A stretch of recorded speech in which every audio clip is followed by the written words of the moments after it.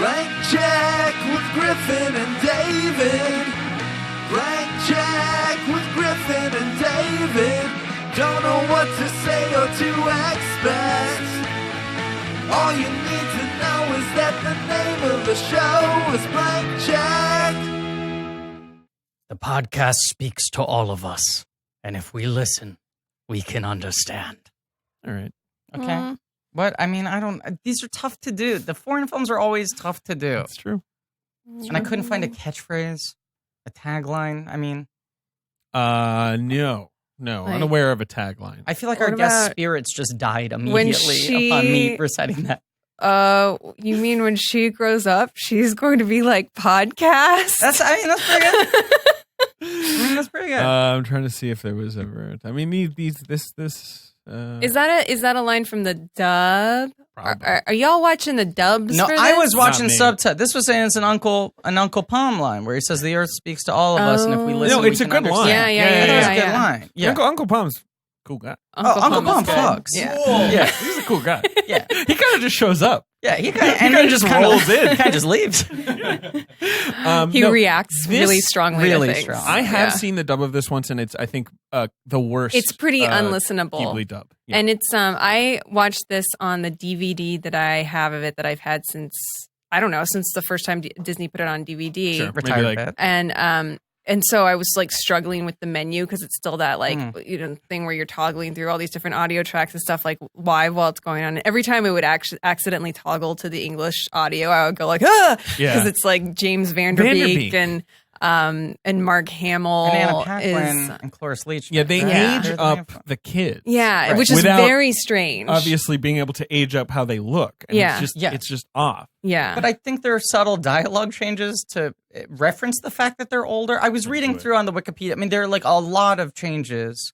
They made 90 minutes of score rather than the 60 minutes. That's the other thing. They changed the score to make it less electronic because they thought it should have more of like a classic symphonic sort of score. But also they were like, weird. there's too Yeah. much silence in this movie. We need more Oh score. yeah. That Right. happens for sure. And also they what they do, this is the other thing I was like, oh, how did DVDs used to work? And I was like struggling through it. And they had the first I was watching with Japanese dialogue, but the closed captioning. Yeah, you can't because it'll Subtitle? fuck you up immediately. And right. then you realize, like, for all those moments of silence, especially in the beginning where, like, Pazu is just running around, Right. they add in all this stuff where he's like, whoa, Yeah. like, all this, like, dumb noises. Whoa, another hill! I guess I'll run over it. Right. Instead of just letting you watch a kid run over a hill, it's just very, very silly. This was the other thing I read was they added a lot of background dialogue. They have a lot of like loop group, like what's it? Look at that girl. Where is she going? Bees and carrots, bees and carrots, bees and carrots. I was trying to figure out what the difference was on the subtitle options between English for the hearing impaired. Yeah, you got to and go to the English. second English, Right? Because the option, first right. one is a transcript of Of the dub. English dub. Yes. the dub, and, And this the is second true one on is any just- of the Blu-rays right, or right. whatever, right? And I've made that mistake, and you're like, the subtitle's way out of sync, and then Yeah. you realize, like, oh, Yeah. it's just. But there's other shit like they took out like the Jonathan Swift references. Really? Kids Yeah. won't get Oh. that. Yeah. And And this was the dub that they prepared like part and parcel with Mononoke. it was, when- it was, Right. it was around that time. And then they Miramax just was I gonna remember. make this canned the push. movie. And they were like, Right. Mononoke didn't make enough money. Forget and they it. kept it on a shelf until like They released it- 2004. No, they released it on video, I believe, because I remember seeing it at the grocery store in Iowa when I was like, That might have been the old one. That's you the were thing. saying. There was No, I an think older it- American dub. maybe. What I don't was know. reading was that Disney didn't release the James Vanderbeek dub until long after Dawson's Huh. Creek had been canceled. So you have 2003. his Yeah. youthful timbre perpetually preserved. Because there's another American dub that wasn't supervised by Disney that I think is more of just a straight dub without all the futzing. Right. That is apparently, quote, adequate but clumsy. It's about right. Yeah. Which was produced for Japan Airlines Oh yeah, for like that makes international sense. flights. Yeah. I love this movie, you guys. Hey! Yeah. I'll say this. 5 seconds into this movie, I think it was literally 5, I went, Oh, I get why Emily likes Mortal Engine so much. Yeah, Yeah. guys, had that what do thought we have too. here? Straight line. On my Morty, notes. NGs. NGs, prepare to ingest. NGs. Yeah, it truly took me 5 seconds. Yeah. And then because I'm admittedly a Miyazaki neophyte, I'm watching almost all of these for the first time ever. Right. But I now retroactively appreciate that Mortal Engines, a movie that I already fully accept fucks, Right. is the closest anyone's come to Good. making a live-action Miyazaki movie. Right. It kind of does have that Yeah. feeling to Yeah. it and that Yeah. wonder to it, and also the size of it. Like Mortal Right. Engines, when we were watching it the whole time, I was like, I can't believe how fucking big this movie is. Yeah, and they keep inventing a new thing. It's like, oh, there's a new kind of little aircraft. Right. There's a new kind of vehicle or town or something like that. And It's so Castle in the fun. Sky totally does that. Yeah. And the fact that it, like, at 30, 40 minutes, it gets to the thing that I thought it would take 2 hours to get to. And you're like, so just what is the movie now? And it's like, just more shit. It just keeps on. right. Yeah. Pile it on. Right. Yeah, it's so good. Airships, I love baby. it. Well, It's so also here's- got a sad robot who I love. It's got mini sad Real Here's the mossy thing. boy. It's like you got Aquaman. You got sea crime. Sea crime. Yeah. This movie's got sky crime. It's got So many sky I love crimes. this. Excuse Yeah. me. This movie has Sky Pirates. Pirates. Yes. Yeah. Oh god. That's what I was, I was watching it again and I was like, these two are love this movie. Come Yeah. on. Yeah. Be into it. You got vehicles. Yeah. You got Rubbits! Sky Pirates. You got Big, mossy sad, robots. mossy rubbits. So I think that Miyazaki probably dips into this every now and then, but I think this is probably his only full-throated steampunk movie. Yes. Mhm. Yes. And I love it so. I am I have to go find this because I tweeted this once because I feel like I always get into arguments with Molly Lambert, my co-host on Night Call, that about steampunk and Victoriana and how Right. she thinks that you can't differentiate between You the two of can them. fully differentiate. fully That's nonsense. Yes. And Victoriana is the worst of it. But that's- I had a thing that was like, Find it while Griffin introduces this podcast and you. okay. This is Blank Check with Griffin and David. I'm Griffin. I'm David. It's a podcast about filmographies, directors who have massive success early on in their careers and given a series of blank checks to make whatever crazy passion projects they want. And sometimes those checks clear, and sometimes they bounce. Baby. This is a miniseries about the films of Hayao Miyazaki. That's right. It's called Howl's Moving Podcastle, which we can now debate with our guest, who's going to have a lot of opinions on that, from Night Call, Emily Yoshida. The great Emily Yoshida, Mother of Blankies. Hi. Thank you. Wait, Howl's Moving Podcastle. what about Howl's Potting Castle? Well, this was Fair enough. discussed. Or Pod's Moving Castle. I just like taking or advantage of. Podcastle in the Well, Sky. that was the other thing where We put it to the listeners. because there's 3 castle titles. There's 3 castle titles. Mhm. So they could Yes, Cagliostro, yes. Podcastle in the Sky. Cagliostro, Right. Podcastle Oh, in the Sky. Podcastle of Cagliostro is so cute. I love it. I mean, podcast. It sounds like a fun place. Yeah. What if you got there and he's like, "This is the greatest podcast studio on earth." That was the castle. Do you remember? I think Kevin Smith at one point got a venue that he called the Kevin Smith Podcastle Sounds good. Uh-huh. Sounds like a great place. For Place I his- want to be. for his Smodcasts. Yes, Modcasts. That doesn't even work that cleanly. Because his name is Smith. Right. I don't think like, oh, Smod, like Smith. You know? Nope. Neither do I. And yet, And yet, they are a plague upon the land. Nonetheless, I'm sure they're fine. I've never listened to them. people love him. You couldn't find that tweet, Emily? I couldn't. I'm really bummed, but I know that the rule was if there's an airship, it's steampunk. It's an airship. It's Yeah, steampunk. that- I It's mean, a that's very seance. cool. It's Victoriana. Yeah, Yeah. yeah. Yes. That Right. There seems can be fine. both, obviously. Yeah, but sure. That's a great answer, though, Yeah. is steampunk goes to the skies. yeah, Yeah, I mean, It's They The take to the crank. skies. the Victorian stuff is just it's like a sub-genre. It's within Yeah, steampunk. yeah. Steampunk it's a is setting. an umbrella. It's a setting. Yeah, like you can. I think that, obviously steam is involved. I was trying to figure out if the car that Dola and her sons, her large adult sons, drive around, if that's like They a are large steam adult car, sons. if that's a steam car, which would be pretty cool. So, I Um, mean, goggles, obviously. goggles, And this movie's goggle crazy. crazy Goggles for are big. gogs. It's Google Leather. for goggles. It's good if people are dressed Gaga in for leather Google- stuff, yeah, you know? Google. Yeah. Yeah. Google for A guy in a for bowler goggles. hat, and Goggles. Yes, sunglasses. yes.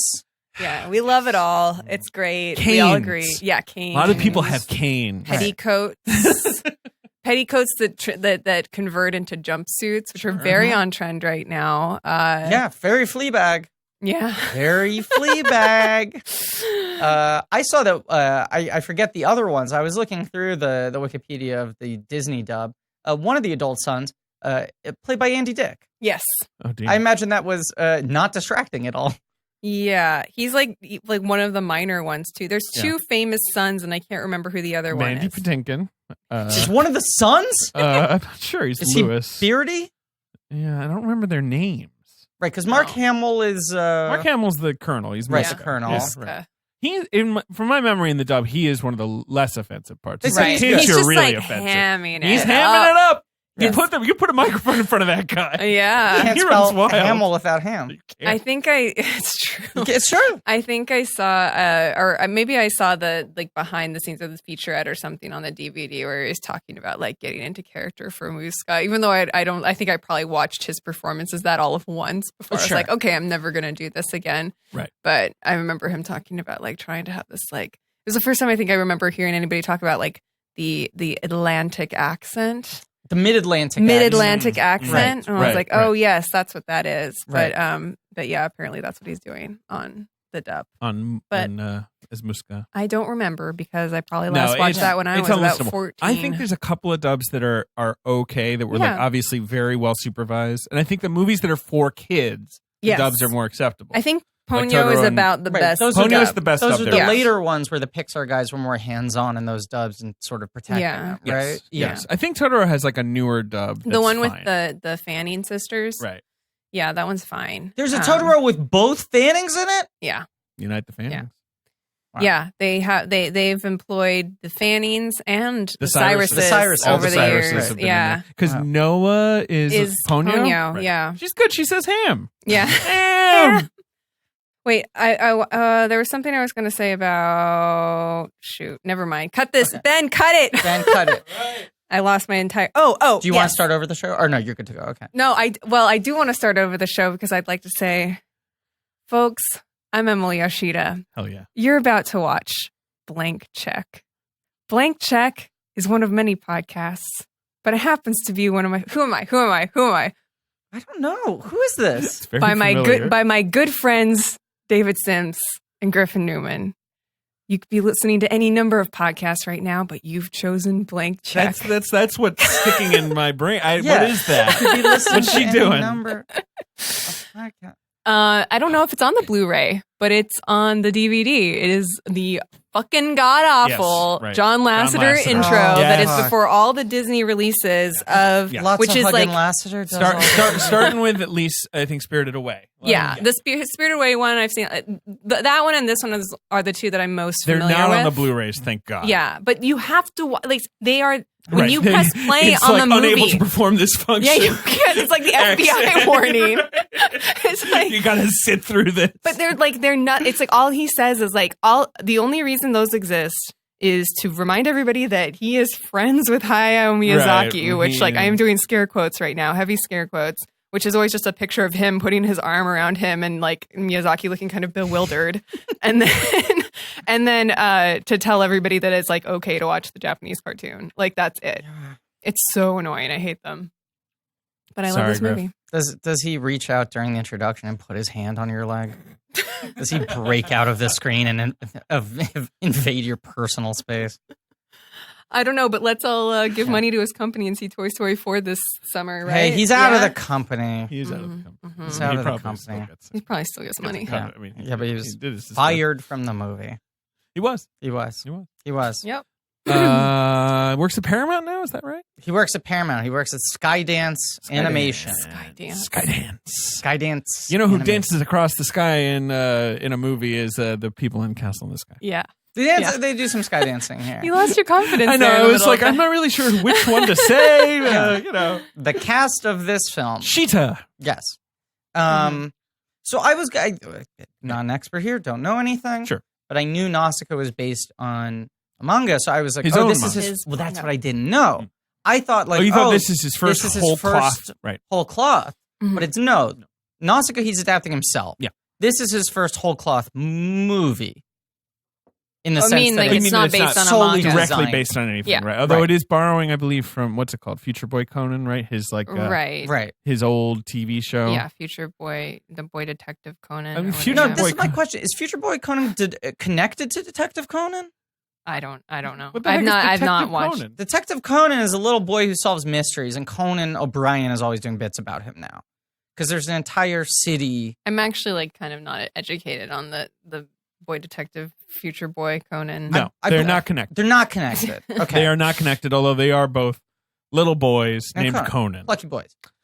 They are both plucky boys. No, Castle in the Sky is the first Ghibli movie. Right. That's the other thing. Yes. Yeah. It's the first full-fledged, Right. like they're now their own thing, Ghibli movie. So when when Nausicaa and Nausicaa was independently produced I think just it was, before like- he had started a studio, Was it? It's a- what's it? Toei. Toei. Okay. Yeah. and same with Lupin.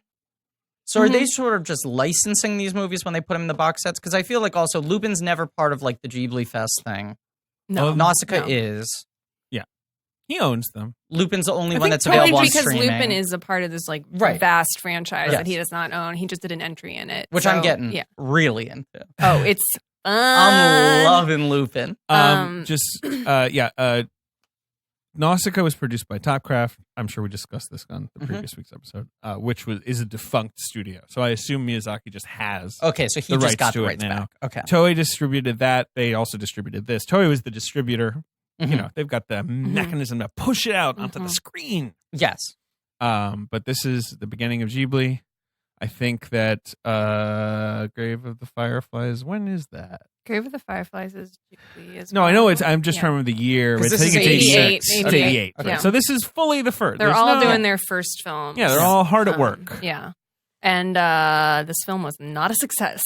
Really? when it came out. But now is right. Yeah. Now is like a cultural touchstone. yeah, right? yeah, for sure. But like when it came out, it was like Well, nobody knew that Right. it was the brand did not have the loyalty that it does now, and that was part of it. I think like I was reading something where he was talking about how the kid, the boy in it, didn't appear to have any powers or anything, and at the time, like everybody wanted like if it was going to be a thing about a kid, the kid had to have some Powerful kind of special, boy. yeah, like a little superhero or whatever.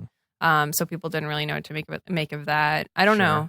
But it's like, it's funny because like now you look at it and it's clearly, I feel like it's just his most straightforward fun and like purely entertaining. it is a full on like an action adventure Yes. movie, Yeah. which Yeah. he usually avoids. Yeah. Right. Yeah. And it's also only one of the only ones, I think what makes it feel that way also is it's one of the only ones where the villain does not like repent or become good at the end. Like Right. we just like get rid of the Interesting. villain. He just dies. Yeah. Yeah. Just bricks fall on him. Yeah. And it's also a Um, movie with a very simple plot. It's got a lot of story, Yeah. but the plot is incredibly straightforward of Yeah. just Mhm. like find that castle in the Gotta sky. It Find is that castle. long for a kid's Pretty long, movie. yeah. It's pretty long. 205. And I guess it's like maybe kids won't get the Gulliver's Travels reference. I don't know. Well, here's a I question. mean, for you Totoro is folks. the one that like launches Ghibli as like a Right. a a brand, barnstorming, Yes. right? Yeah. a Yeah. proven family acceptable brand. This is my question for the two of you. Sure. Was Nausicaa popular as a manga? Like, did people know those characters before the movie? I think it was pretty pop. I mean, I think it was like reasonably popular. I don't know. Yeah. I yeah. don't think it was like no, you A know what? It was barnstormer. pretty popular. Yeah. Yeah. 'Cause Animage's most popular feature. It was, Right. This, outside of it being from the director of those two movies, doesn't have any characters that the public knows at this point.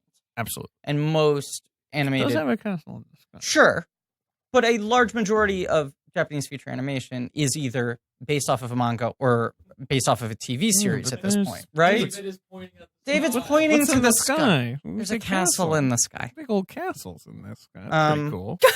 But is there at this point in time not a Although- tremendous amount of fully original Japanese animated I films? am not I don't know. I don't expert know. enough I don't know. to It's based weigh on the in song from Les Mis. Oh, Or it is. Castle based- in it is. Castle in the Clouds. Exactly.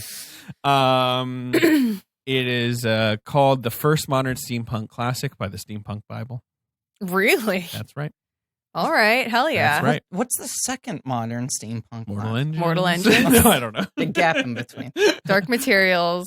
Dark material. Dark. I was gonna. That's a Yeah. huge steampunk. Yeah. I like mean, adjacent. yeah. Steampunk adjacent. And I right. think I was into both of those things at the same time. I was really into Dark Materials and this movie at the same time. And like, I don't know, I'll like watching this movie again, which I probably hadn't watched for a few years. Sure. I own it, but I probably watched it every couple of years. But I think of it as a foundational Emily movie. I feel Yeah, like we've for talked about sure. it. Yeah.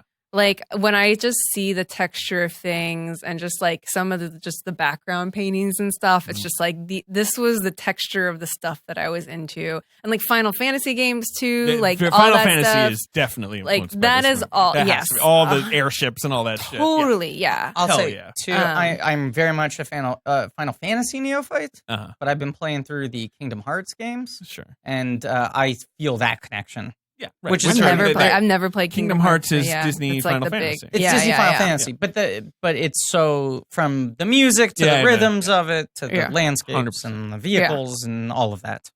Yeah, the music for sure. Music definitely. Wow. Yeah, the music on this is probably one of my favorite themes of any Miyazaki film too. Just like musical motifs. The main theme of this one. Mhm. So pretty and It sad. I love it. Okay, David. Okay. I got a little segment coming for you. This is a new segment for the show. Sure. A new segment brought to you by Liquid Death Mountain Water. Sourced and bottled in the Alps, Liquid Death's infinitely recyclable cans of Stone Cold Mountain Water will instantly murder your thirst. And so now, of course, for a little walk on the lighter side, it's a segment that we're calling Liquid Death! Thirst Obituaries. Oh, this is like it's like at the Oscars. You know? Right. First one here is Carly Cantor's thirst from Los Angeles, California. Carly's thirst was found chopped in half, vertically, on the front lawn of a friend's house party. Rest in peace is Carly's thirst. Next, coming at you real hot and fast, Patrick Cook's thirst from Landenberg, Pennsylvania, was recently found in a shallow grave at a local campsite. Pat's friends and family were elated about the death of Pat's thirst because they say his thirst, quote, made him act like an asshole. Be like that sometimes.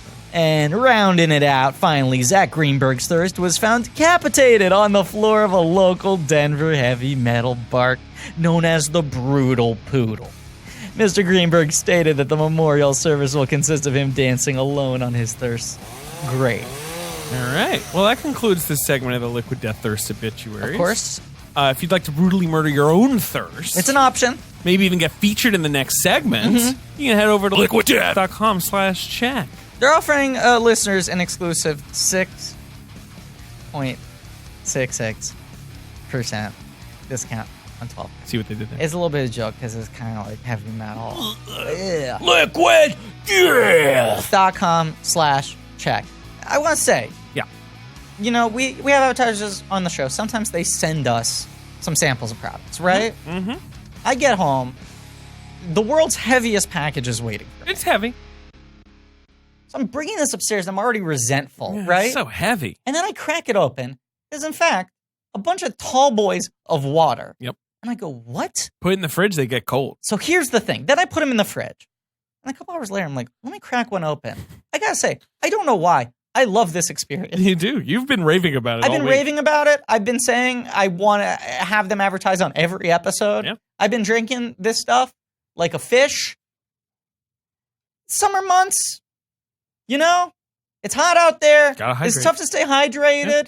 This is, first of all, tastes better. Mhm. Got none of that plastic bottle That's true. bull crap. That's true. Second of all, you know it's recyclable. Yeah. Right? And aluminum, it's much better. Right. It gets for the environment. colder. Mhm. And there's something just kind of fun about, like, I gotta say, it's like a tall boy cat cracking it back, throwing back a water, brown bagging it, taking it to the park.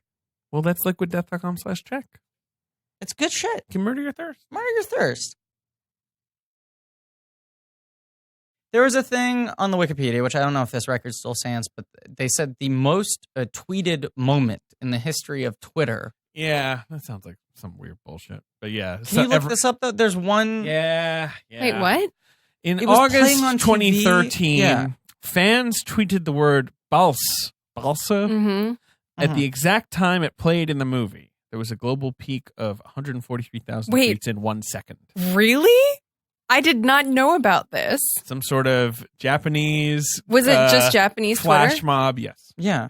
Now, I have no idea if that record has been broken in the subsequent 6 years. I have no idea. But it was part of what were they trying to do? What were they trying to destroy? the previous record was 33,000. So they Wow. threw it in the garbage. Maybe they just Wow. wanted to see the world burn. The old record was set when the clock struck midnight in Tokyo. And everyone, I guess, tweeted, Wow. Happy New Year. Yeah, I was going to say, I mean, that record is very specific to everyone tweeting one word at the same second. Yes. Right. But it does speak to, I guess, how much this film has become canonical. I think in Japan, absolutely. Yeah. Yes. I feel like here it has still always been a little more of a curio, right? It's a little more. It's like it's one of those ones. For any of my friends that have ever gotten into Miyazaki films, it's like they haven't. This is the one that they're not aware of, and they're like, really, that one? That's your favorite? And then they watch it and they're like, why doesn't everybody know about this movie? It's so fun and great. Like that's always cool. Like it's niche, but like I'm not sure why, other than the fact that it wasn't maybe one of the earlier ones that made it over here. But like now they've all been here for long enough that it feels like you should have. I don't know. It should be a little more mainstreamy. I feel like it was just stuck in that old thing where they they didn't really do a proper dub. Mm-hmm. They didn't really bother to release it over. Right? They were just like, Americans won't get this. Forget it. Right. So it became like a little cult object. It's so Euro though. It is quite Euro. It's very So Euro, and you feel the influence of it on 5 billion things, as we've already discussed. Yes. Castle in the Sky. Castle in the Sky. It opens on an airship. Sad girl looking out a window. Yep. She's got a pendant. What's she doing in that ship? She got crystal. How's she getting that ship? She got a crystal. She want to be in that ship? No. She's been abducted. She's been adopted. Sorry, go on. Emily, you were going to say something now? I was just going to say she has a crystal. She does have a crystal. Well, I feel like if I did a dub of this, I would just have whoever is Dola every time. Because in the first third of it, anytime she sees it, she's just always like, I gotta have that crystal. She does gotta have that crystal. Yeah, that's the villain who gets redeemed is Dola. Yes, that's true. She's She's not like- that villainous, but right? Like she turns out to be okay. She's like chaotic good. She's chaotic good, which is a classic Miyazaki, especially the female villainess The turning out to Yubaba be type. kind of the Yubaba type, exactly. But that's more of a misperception thing than it is her redeeming herself thing, right? But she's a pirate, and She runs through a party with a giant gun. I mean, like all villain things to do. Very, very watch the world burn of her. That was the other big sort of influence I started picking up on watching this movie, because it's not aesthetic, but I feel that the Laika films all are very inspired by the Ghibli movies, by the sort of general distrust of adult ruling class. Right. There's that sort of like, don't trust anyone who's fancy, right? Who's like a king or a colonel or a right? Yeah, and they're all sort of lying to kids. Yeah, and they're all sort of operating out of like fear and insecurity. You're thinking of the Box Trolls, which is very Ghibli. And what's the new one? Paranorman, Missing Link, right? And that the thing that looks to be scary ends up being the nice thing. Yeah. The other thing I read before, it was like excerpts from this interview, but it was him talking about like how so many of his characters, or at least early on, are orphans, and it was some like classically dark Miyazaki quote where it was like, children, like everybody worries about corrupting children, but the only thing that corrupt children are their parents. Oh yeah. So in order to have a truly good-hearted child, they need to be an orphan. Get those parents out of the way. Right. We love him. Yeah, that's very dark. Yeah. I mean, it is true. It's kind of true. Yeah. It's kind of true. Your parents fucked you up? Well, I mean, obviously, look, it doesn't apply to me because I'm a perfect person with zero problems. Right. I have I just wanted to no clarify. sort of noticeable neuroses. No, not at all. Yeah, or complexes that were pushed upon me by. They fuck you up, your mom and dad. Yeah. Quote Philip Larkin. Which is funny because Miyazaki had, by all accounts, nice enough parents. Yeah, he had a sick mom. He had the sick mom, but then she recovered and Yeah. she lived, I think, a very long time, right? Yeah. And his dad was the plane man. Yes, he was in the planes. I don't know. No, but I mean, garden variety corruption, garden variety childhood cynicism. Sometimes I wonder if he's talking about himself. Because he does sometimes it's like point the mirror at himself and he's like, bad dad. Why are you at work all the time? Yeah. Hey, you. Oh, God. Someday after he's gone, which I don't look forward to, No, not mind at you. all. But like, we're gonna get the story of that's like the big blank spot in. I think Garo has talked about it though, where he's like, "Yeah, I realized the only way to connect with my father would Was to be start working to with him. do his job, Yeah. Yeah. to become an animator myself." That's Yeah. a lot of like Jim Henson. That's his relationship with his children, where they were like, well, we could either go into puppetry or not know our father. Right, exactly. There are a lot of those. Donald Trump, famously a great artist whose children had to go into his line of work in order to know him. Being a con artist. Yes, what, 'Cause right. there's the it's- greatest of all artist types, the con artist. It's on Garo Miyazaki's Wikipedia, and it's that after he screened Tales of Earthsea, which his dad attended, Yeah. his dad sent him a message saying the film was made honestly and was good, which seems like him Oh. being like, "Yep, you're fine." Yeah. Yep. Made honestly is Made pretty honestly. incredible. Yeah. But this is younger Miyazaki. This is not neophyte, but like this is Miyazaki going to do his own thing still, right? It's Dark still new hair, and no exciting. beard, Mhm. Miyazaki. Yeah. Yeah, right. Right. He went to a Welsh mining town, Yes. Mm. which I love. hmm And this is the 80s, so this is There was- when like the British mining industry is collapsing into ruin. This is. Oh, I was. The gonna unions say. are being busted. The little town was like in ruins that he was in or something. Yes. Like nobody was there. Everyone lost their job. You know, it's Mhm. it's what Billy Elliot set in the North, but it's the same time and the same thing. Like Mhm. it's just like the mining industry. Britain was just like, we can't. Sorry, goodbye. Everything's collapsing. And all these little towns, you know, were ruined by it. hmm And he said he was sort of like the indomitable spirit of the miners. Mm-hmm. And this like thing that had been taken away from them was like incredibly resonant for him. I admired these men. That's what he said. A dying breed of fighting men. Now they are gone. Bunch of palms. Right. Mm-hmm. So that, and I think that probably is influencing his sort of like steampunky, right? Like hmm old fashioned aesthetic. Yeah. What else? Did you read anything in your big I leather-bound book forgot. of Miyazaki? And what? I'll do it every other time. I Boy. bought these Miyazaki books that are good. Oh, cool. That are like anything he's ever written, collect it. Oh, nice. Or any interview he ever did. Where, Like, where do you get that? It's like a leather volume with a clasp, and it has a sort of symbol of a lion with a scepter. uniform. No, they're on David Amazon. opens, a green fog The comes green out of it. fog flies out. Yeah. You Uh, scream and go unconscious. There's Yeah. two of them. You can find them on Amazon. Okay. I'll show them to you. 2 copies ever made. Yeah. Yeah, two Right. volumes. Right. I want that. I would like to have that. Yeah. No. Okay. So the thing about the beginning of this film, and this is also I like this about. I was happy to recently watch Cagliostro with David. Cool movie. Cool, fun movie that also just starts. Yep. That just movie just starts. Goes Yeah. like They you got- are in it. They got money in the car. Yeah, they're And they doing a drive 'em. robbery and they drive away and they dump all the money out and it's so fun. Yes. And then you do the credit sequence. Like I think that there's something so fun about that. So the same thing here. Like you get like a good little action scene. Yeah. Pretty cool action scene. And then she falls you don't through the clouds. you don't know what's going on. Yeah. What's this airship? Yeah. Who are these pirates? Why Who's does this everybody girl? after this girl? Pretty captivating, though. Yeah. No, I'm saying it's good. Yeah. Cool stuff. A lot of questions are put to you, and Yeah. you're like, I'd love to see him answer. You know? Yeah. She falls. And then you get this lovely credit sequence with this lovely score, this lovely Joe score. Hisaishi score, and Lovely painted. Yeah. These are etchings. they Yeah. go into this like etch style for flashbacks a couple times also throughout the movie, which is really nice. Right. I don't know. It's all lovely. Do you think? and I mean, do you feel like his first movie being an adaptation of a series that people had already watched, based off a comic that everyone had already read, the second film in a franchise, that he had the leeway to just sort of start, presuming the audience knew everything, then kind of inspired him to be like, why shouldn't all movies start this way?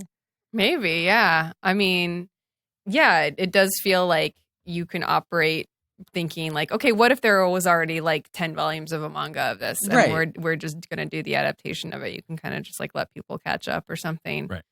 Which is so much more fun, I think. How much an audience can get through context clues without having to start like didactically explaining how everything started. Well, this is the thing Yeah. about NGs that I liked so much. Is Hey. it's just like I don't know what any of this is, but it's interesting enough that I want to stick it out. But that's why 5 seconds in, my NG's alarm was Yeah. going off like And crazy because I was like, NG's this has that same feel. Of And it just just like, has that same opening where Right. it's a little town on wheels, and you're like, Yeah. what the Yeah. fuck is going on? In a big giant automobile of some sort. Prepare and to ingest. prepare to ingest. But also, like, I mean, I feel like I've gotten in this, now that Game of Thrones is over, but I feel like at the peak of our last large-scale cultural dialogue around Game of Thrones, it was the same thing. It was just like, look, it's serviceable enough, and it's in a genre that I don't hate. So even though I'm totally confused watching the first one, I am going to like watch it over and over again, look up the wiki and try to figure out who these people are because I want to figure it out. I want to be able to watch it and see what's going on.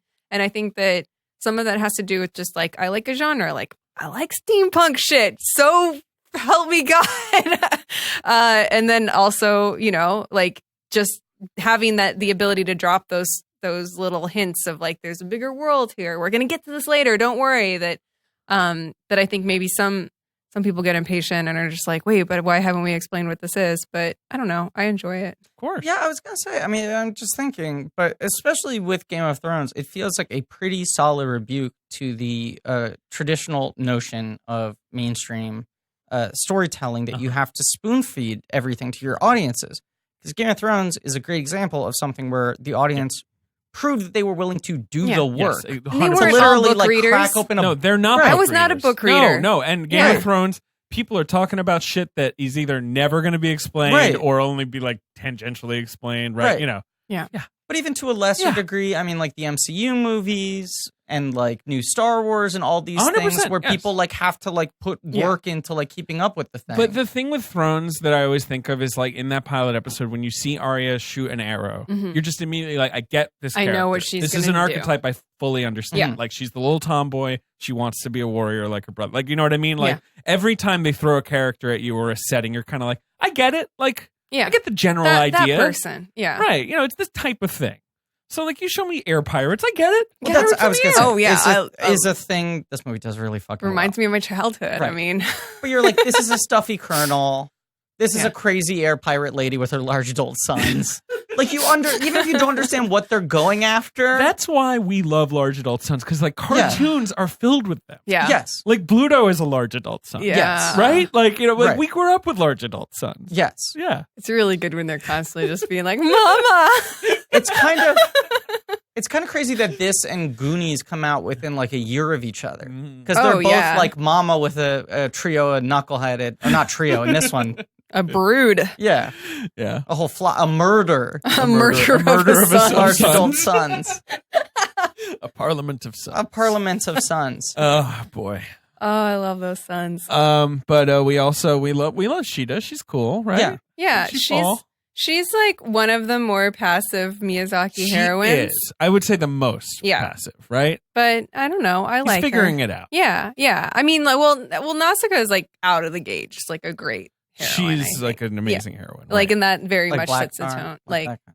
I feel like they're like a lot of the Miyazaki films feel like they have partners. It like there's another one that's sort of like on the same. It's like the thing about the 9 stories or whatever. Like it's like they're Miyazaki films that basically operate on the same skeleton. You know what I'm Right. talking about? Like yeah. but like Nausicaa is like The girls is are the usually- Mononoke one, and Right. and like this one I actually think is like Ponyo. Like I feel like they're similar. It's but- about like a boy-girl partnership that's sort Yeah. of forged within this much larger like fantasy universe that they barely understand. Yeah, and like through it is a platonic magical girlfriend story Right. that where the girl comes, from this From a crazy special world, magic place. and She has like special magic position. and the place that she's from is like determines the fate of the boy's world and all that. Like Right. that But kind of thing. but their connection is what matters. Right. Yeah. Because her passivity, her relative passivity, is due to the fact that she doesn't know what the fuck is going on. She doesn't know what's going on. She barely understands her like princessdom. Right. yeah. She was just a mountain kid. She's got great eyesight. She's got good eyesight. She knows some songs that may or may not be spells. Yeah. Yeah. Good ones, bad ones. But and then the boy, Patsu, Mhm. is a classic little Miyazaki boy in that he has like little short pants and he like sort of like he's He ready loves to run up run up the side of something and then fall down. Like I love Yeah, I mean, he's kind of like a classic Dawson Leary type. Like, you can picture him. he wants to be a filmmaker. Yeah. He loves Spielberg. Right. right. But he keeps the always poster in the It's the ladder closet against or the whatever, wall, right? climbs through the window. Yeah. Yeah, Sheeta climbs through the window. I guess he doesn't have short pants. I just like in my head, any Miyazaki boy character has short pants And like a patch on their butt. and a little patch, right? Yeah. And a little dumb hat. Short Yeah. pants are And they're just- relative. If you wore them, they'd look short on you. Right, that's a fair point. They're fairly short pants. Yeah. Because like patches the are boy and Kiki, they're always just like yeah. they're just ready for this girl to boss him around. Yeah. you know? That's what I love. Sometimes about they have Miyazaki. glasses. He has goggles, so He's I guess got that goggles. kind of counts. He's got goggles. Um, Griff, you're gonna flip for all these movies. I'm so excited for really you. into It's it. actually Yeah. one of the best through lines we've had that you like haven't seen these things. I think so. I think Because it's like interesting. every Yeah. week we just get to what do you think of this Discovery. one? You're like, guys, pretty good. Rule. Why haven't I been watching this? Why was I Right. dumb? You Yeah. love animation. That's the thing that's boggling know. to me. But I think your love of animation might have made like Japanese animation tougher for you to access. I think so. 'Cause you were Well- so used to the tropes of American. Yeah, animation. here's Right. the thing that I no longer bugs me, but I used to not be able to get over. Uh-huh. That Japanese animation is far Frame rate. the frame rate thing, yes, and connected to that, the lack of focus on mouth sync, Right. right, Yeah. which right, yeah. American animation, even when it's super fucking simple, even when it's really shitty, like Flash animation. Like South Park, for example, is like always has super fucking detailed mouths. Right. And like the basic like fundamentals of American animation are like you're going to develop a mouth set for every single Mhm. mouth shape, for every single sound in the alphabet, and you're going to place those in. And you always know that the mouth has to be perfectly in sync. And Japanese animation doesn't really care about that. Right. And even like Hanna-Barbera, which was like so shitty, so cheap. That Mhm. was the one thing they would like kind of put money into. right. Like Hanna-Barbera notoriously would be like, oh, like all of Yogi Bear is one still image and they're only replacing the mouth and where the eyes are looking. Yeah. Do you know this crazy thing that the reason why like almost all Hanna-Barbera characters have like a dicky collar and a tie is so that they could more easily replace the head Oh, that Without makes moving sense. the body. Yeah. right. So there's like that kind of shot. Like, It's like Top Cat or Right. They Yogi could have Berra, chosen any Yogi kind of Bear. collar. I know, but it was always Right. a collar with a tie. They were fully naked, a little collar, collar and a and a little tie. tie. It's just some fun business too. But that's- Yeah, Right. that's true. Right. Like, a little business. I grew up- Break it up the lines of the body. I grew up watching Hanna-Barbera. Sure. Hanna-Barbera has no detail. It's super fucking cheap. It's super shitty. Even as a child, you'd be like, why aren't his arms moving? Right. Right. But the mouths always match. And so I think that was just, as a young child for me, a thing I couldn't get Yeah, I over. understand. You got brainwashed by it or whatever. Right, Yeah. where it's like, this is a different frame rate. Right. It's more expressive, but also they'll hold a pose for longer. The facial expressions will be more exaggerated, and they're not really interested in, making like a perfect O shape, Yeah. Right. or animating the tongue or any of these things. I think one thing that if like David doesn't watch that much, She's not talking about I'm not talking about you. I'm talking about David R. David. But Davey R. But Past and he- future guests. Yeah, past and future guest Harris Talk host Davey R. Mhm. We've been. I'm just always watching. Usually at some point watching an anime or Mhm. a movie or something like that. And so he's kind of watched a lot of that stuff for the first time with me. And one thing that I think he's sort of coming up against is like the tonal shift that happens a lot Mhm, sure. in anime. Just as far as like you can go from a really reflective or kind of like pastoral feeling and then go straight to like full on slapstick, Yes. over the top, like totally unrealistic body proportions, and Right. like that kind of thing. And it's not just the style of animation; it's just like the tone of the script and like how you can veer from one thing to another in like really quick succession. Yeah. I think that's another thing I used to be very rigid about when I was younger, was I wanted movies to pick a lane. And even if Right. you were a hybrid of genres, Mhm. I wanted that you find the one tone that fits both of those genres and you stay in that the whole time. And there are tons of movies where I would get really angry if one moment was like uncharacteristically serious or uncharacteristically goofy or Right. whatever. And now I kind of, it's the most exciting thing for me if I see a movie that has that sort of range. Right. Like I will get that perverse pleasure out of movies that are bad, just because they are so loose with their control over their tone that I'm like, I like that all these things are coexisting. Wacky. Yeah. Right. Like now I just want movies to like represent everything. Interesting. Yeah. Well, does this movie represent? This is kind of everything I like. You're right. out of a It movie. has slapstick. You know? I think of this as one of his more somber movies, but certainly it has all kinds of wild stuff in it. I mean, all like the if we pirates. fast forward a little bit, but like the fist fight in the town is when like one of the when they're best puffing up things. their chests. They like Yeah. super slowly. It's like in comical, like syrupy slow motion. They flex the one of the pirates and then the dad that's like taking care of Pazu. They like flex. And all the buttons pop off of their shirts. It is like the most detailed full animation in the entire movie. Yeah, in a it's way that's amazing. otherwise full of like well, action. there's chase another, sequences. but that's like just a taste. It's like, look, we can shred a man's shirt on his muscles, but later we'll like have an entire kingdom fall apart brick by brick, and each of those bricks will be individually animated, which is that insane. shit's crazy, and that's the kind of shit you never see in American hand-drawn animation. Right. Like there's The so big, much large scale stuff. Yeah, and even like expensive Disney stuff, they're never going to have a shot like that. Right. And this is another thing, just like me getting very used to like Disney and Hanna-Barbera as a kid, but like if Disney is like the expensive epic version of it, they will find one level of detail that they can match for the entire movie so that it is consistent. Oh, yeah. And something like Miyazaki, it's like there are certain moments where you're going to be a lot more static and certain moments where you're going to have a lot more detail and a lot more motion. Yeah. And that weird sort of like trade-off from like when a background is just a background painting versus when it is an active, kinetic, animated thing. I think that just like fucking threw me off. Sure, that's fine. But Yeah, now I'm just here trying to you are. explain No, I things. think it's I'm interesting. because I'm trying to come to terms with why I didn't like these movies. Sure. And admittedly didn't even really try. Right. You had a couple experiences with them and you're sort of like, it's not for me. Kind of dismiss out of hand. Yeah. Also, that time that like a girl fell down from the sky and you didn't catch her, so you just couldn't Yes, relate. a big regret in my life. Admittedly, one of my big whoopsies. And one time you were, on an airship of your own with an old-fashioned, old-timey camera, and you saw a castle in the sky, and you took one of those old-timey photos of it where you move a thing you out expose across. the plate. Right, Yeah. David, I told you that in confidence. I asked you not to talk about that in the podcast. It's happened to all of us. I mean, I'm going to get dragged online for that. Hey, you like those old-timey cameras? Just stop it. Incel? Hey kids, you like daguerreotypes? I got a thin type for you. Oh, jeez. I love it old-timey. I love it. It's the best. Yeah. Yep. Oh, God. The amount of work people used to put into doing fucking anything. To doing That's anything. what's so fun about steampunk. Yeah. But there's some cranks. He does some. We see a little bit of his life. Yes. Where he turns some cranks. Yes, he does. Some men come out of a cave. They're getting their rocks. Well, yeah, so we have this opening cold open action sequence where you don't really know what's going on, and all these warring factions are flying up trying to steal this girl. And the girl falls from the sky.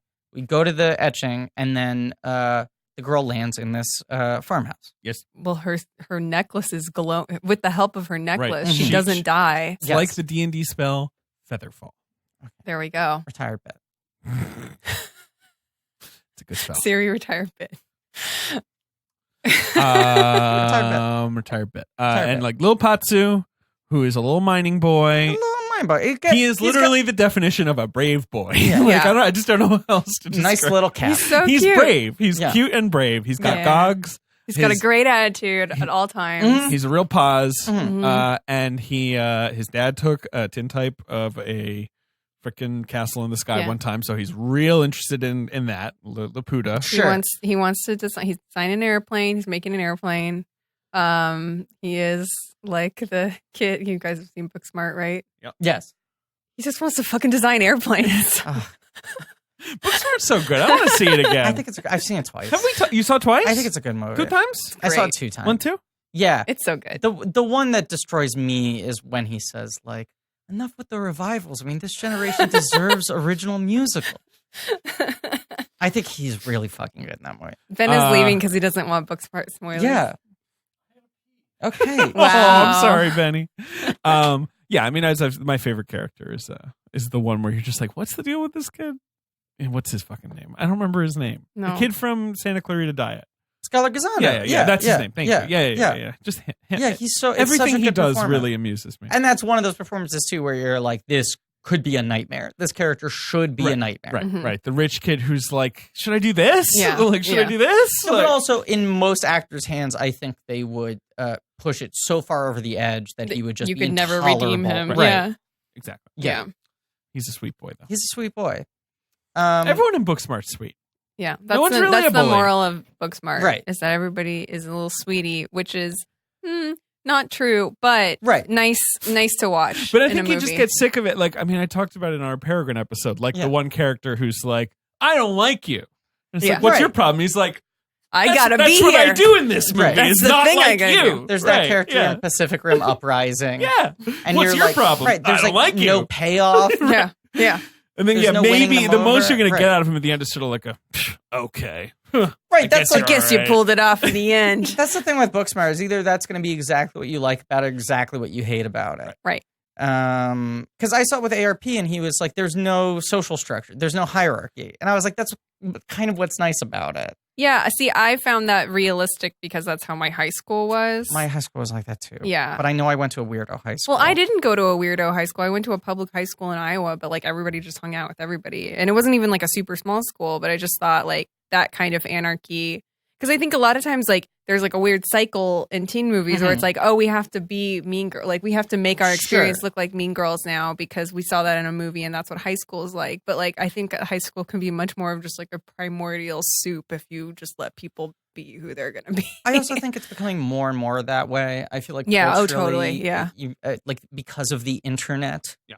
People It's an don't equalizer. Feel, yeah. Because it's like, well, this isn't everything. I can go home and then troll the libs. Thank God for trolling the lips. Yeah. All right. Patsu. Patsu. Fine, cute little boy. He's a cute boy. He's a good scamp. I Catches mean, that's a boy. the thing I think we're talking about. Is Catches like, a girl. a lot of these scamps have to be taught to be good. He's innately a Well, good he scamp. plays the trumpet for his town to course he wake them does. up, and it's so beautiful. He does do that, which He's is like a great. And human he keeps a bunch of doves in a little house, and then he lets them go, and he lets the doves fly all over the valley, and the sun comes through the mountains, and it casts its light upon the town while he plays the trumpet. And it's Where just is great. the lie? It's great. It's great quality of life. I mean, it's fantastic. I don't care if you're an orphan. You're doing great. Let me say two things about Patsu. Okay, You're doing amazing, sweetie. Oh, you're doing amazing, Patsu. I want to say two things about Patsu. One, he gets it. He gets it. He really gets it. Two, he can kind of get it. He's a child. I'm saying in He's a a world where he's child. James Vanderbeek. Yeah, right. Did you think Vandy could get it in his, in his prime? I have to say, that's a guy, I never got it. You never got it with Vandy? I never got it. I mean, never I got feel the like people who He thought that he could registered get it. as so old when that was on. He did. He did. looked like he was in his 30s. He also was on a show with Pacey, like Josh Yeah, Jackson, no, who was just there's sort of no- like outclassed him in every category. And he didn't look like a film nerd. I'm sorry. Like, he No. looks like No. some kind of nerd. He looked like a doesn't look lacrosse like a, fucking nerd. That's the thing. Is If the he rest had of looked his, like, what's his face, Seth Cohen, then like, Sure. sure, yeah, I'd be there. That's but right. That's why the OC was so like unusual when it seems normal now, but right where it's like this kid looks kind of like a dork, Yeah. Right. Even though he's hot, like Yeah. Yeah. they styled him right, Yeah. and he was just like awkward and hunched And over. he And sounds like a He dork. I mean, sounds he's got like a a dorky right. voice, which is Right. what's You're- appealing about like him. with yeah. Seth Cohen, you were like, guys, it was that friend that you have. Where you're like, shut up, because people can hear us talking about Magic the Gathering right now. And also that Like, that's not cool. that Seth Cohen was actually Jewish, not like a Jewish acting guy whose name is like Johnson. Right, the '90s curse was like they were Right. like he's Jewish, but He's Yeah. coded I'm not gonna Jewish. mention Right. it. Right, how everyone in Seinfeld is Jewish. I do like how we are evaluating every boy who ever was Yes. as a means of talking about Patsu, Patsu. number one. He's Great boy great. ranking. Best boy. Here's another thing with Patsu Vanderbeek. is best boy. Varsity Blues. Yeah. Right? Plays football jock. He does.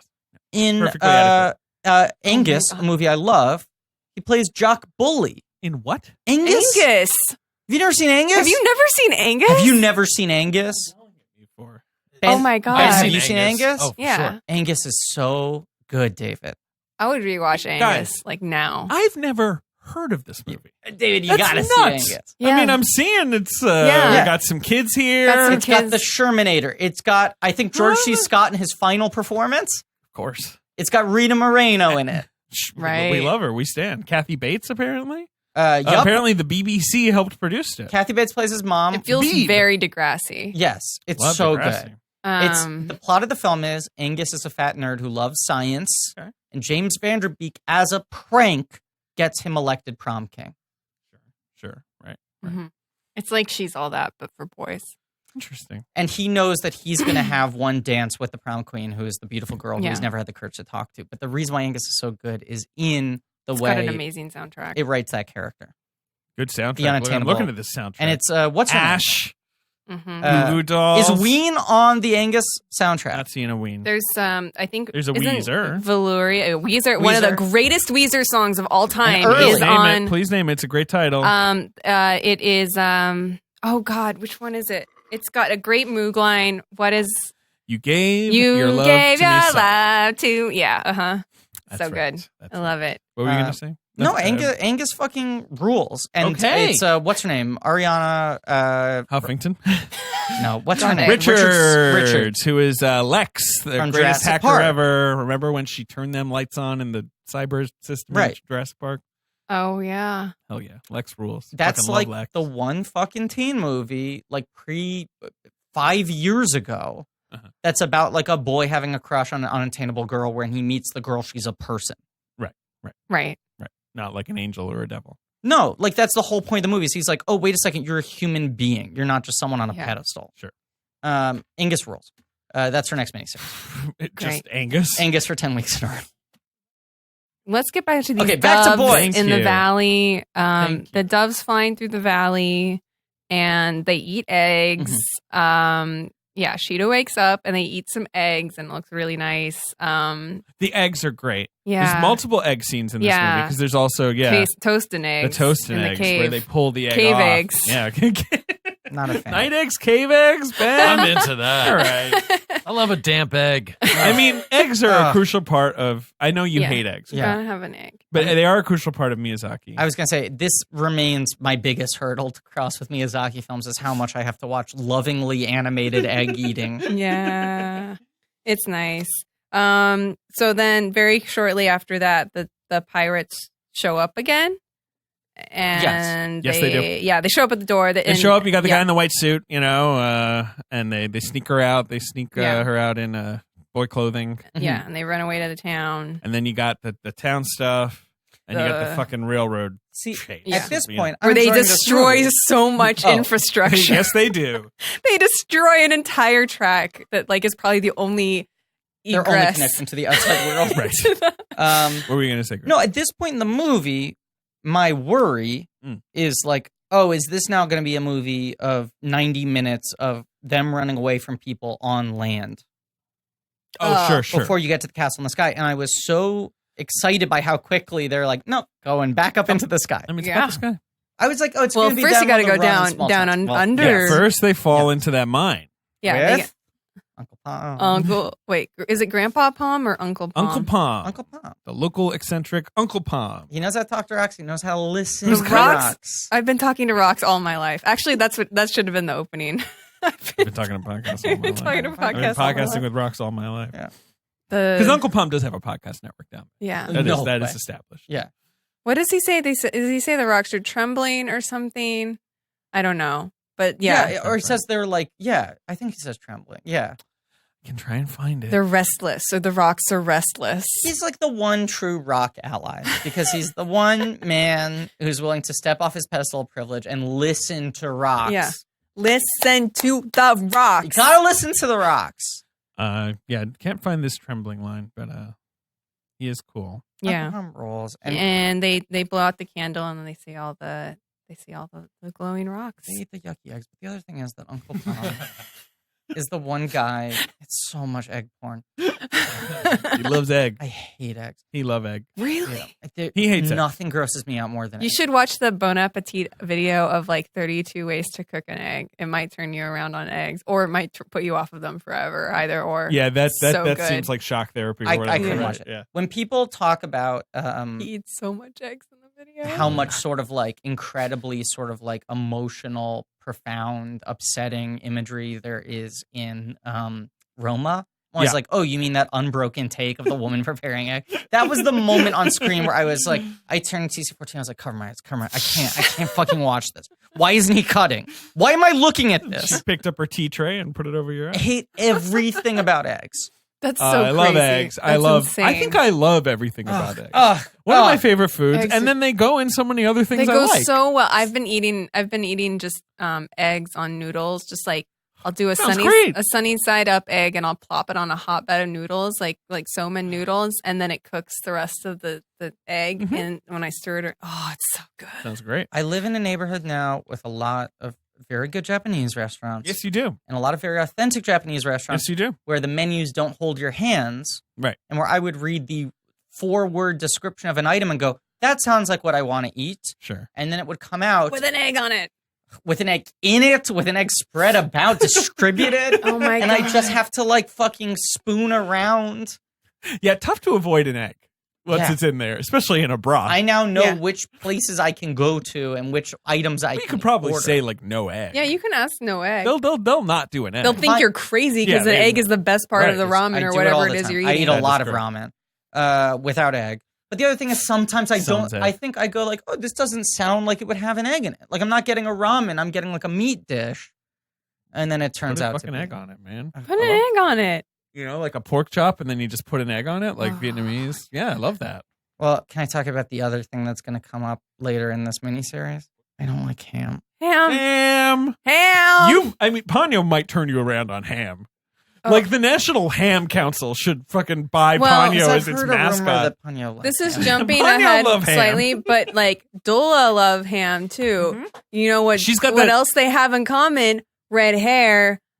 Ponyo is Red. Dola grown up. It takes place all in one universe. You know, because Uncle Pom also kind of looks like the guy from Spirited Away who runs the engine. He's got the same sort of weak, crazy, tufty mustache. The dad, no, Yeah. Dola's husband, the Yes, little guy yes, who yeah. works in the Yes, that's what I'm talking about. Yes, he does. You know, he borrows. Yeah, there's a lot of prototypes for later characters. But yes, Dola. There's that scene where Dola's like eating a whole hand, like she's just sort of Just tearing yanks it off. bits about. Yeah, Yeah, it's See, I like other preparation of pork, but something about like ham. Well, I grosses don't me like out. ham. Yeah. I like ham is pork. never my top choice. I mean, I love going ham. You know, I go her as a motherfucker for anything other than ham Or egg. or egg. I like just the Ham and singular. eggs is my nightmare. Like if someone like for breakfast goes like 1 order Yeah. ham and eggs, please. I burn the place down.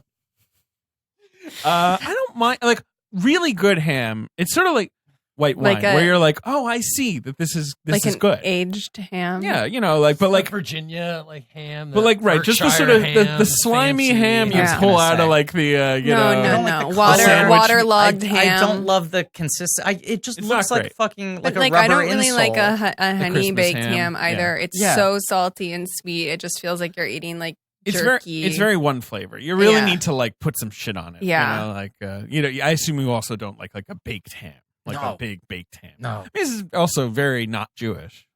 I mean, yeah, Ham is no good. very true. Yeah. Very Great. true. Well, I guess I But you hide like behind bacon. that. I love bacon. Put it on. Yeah, I didn't eat bacon until like maybe 6 or 7 years ago. That's 'cause I was wild. like ham. It's ham adjacent. wow. Too much like ham. Would you consider it hamaging? I find it a little hamaging. I eat so much bacon now because of that fucking stat where it's like, oh, each strip of bacon takes whatever seconds off of your life. Uh-huh. I'm like, I didn't eat it for like 24 years. I can go hog wild now. You Literally. can go ham. I can go ham. Okay, Guys. so Sorry.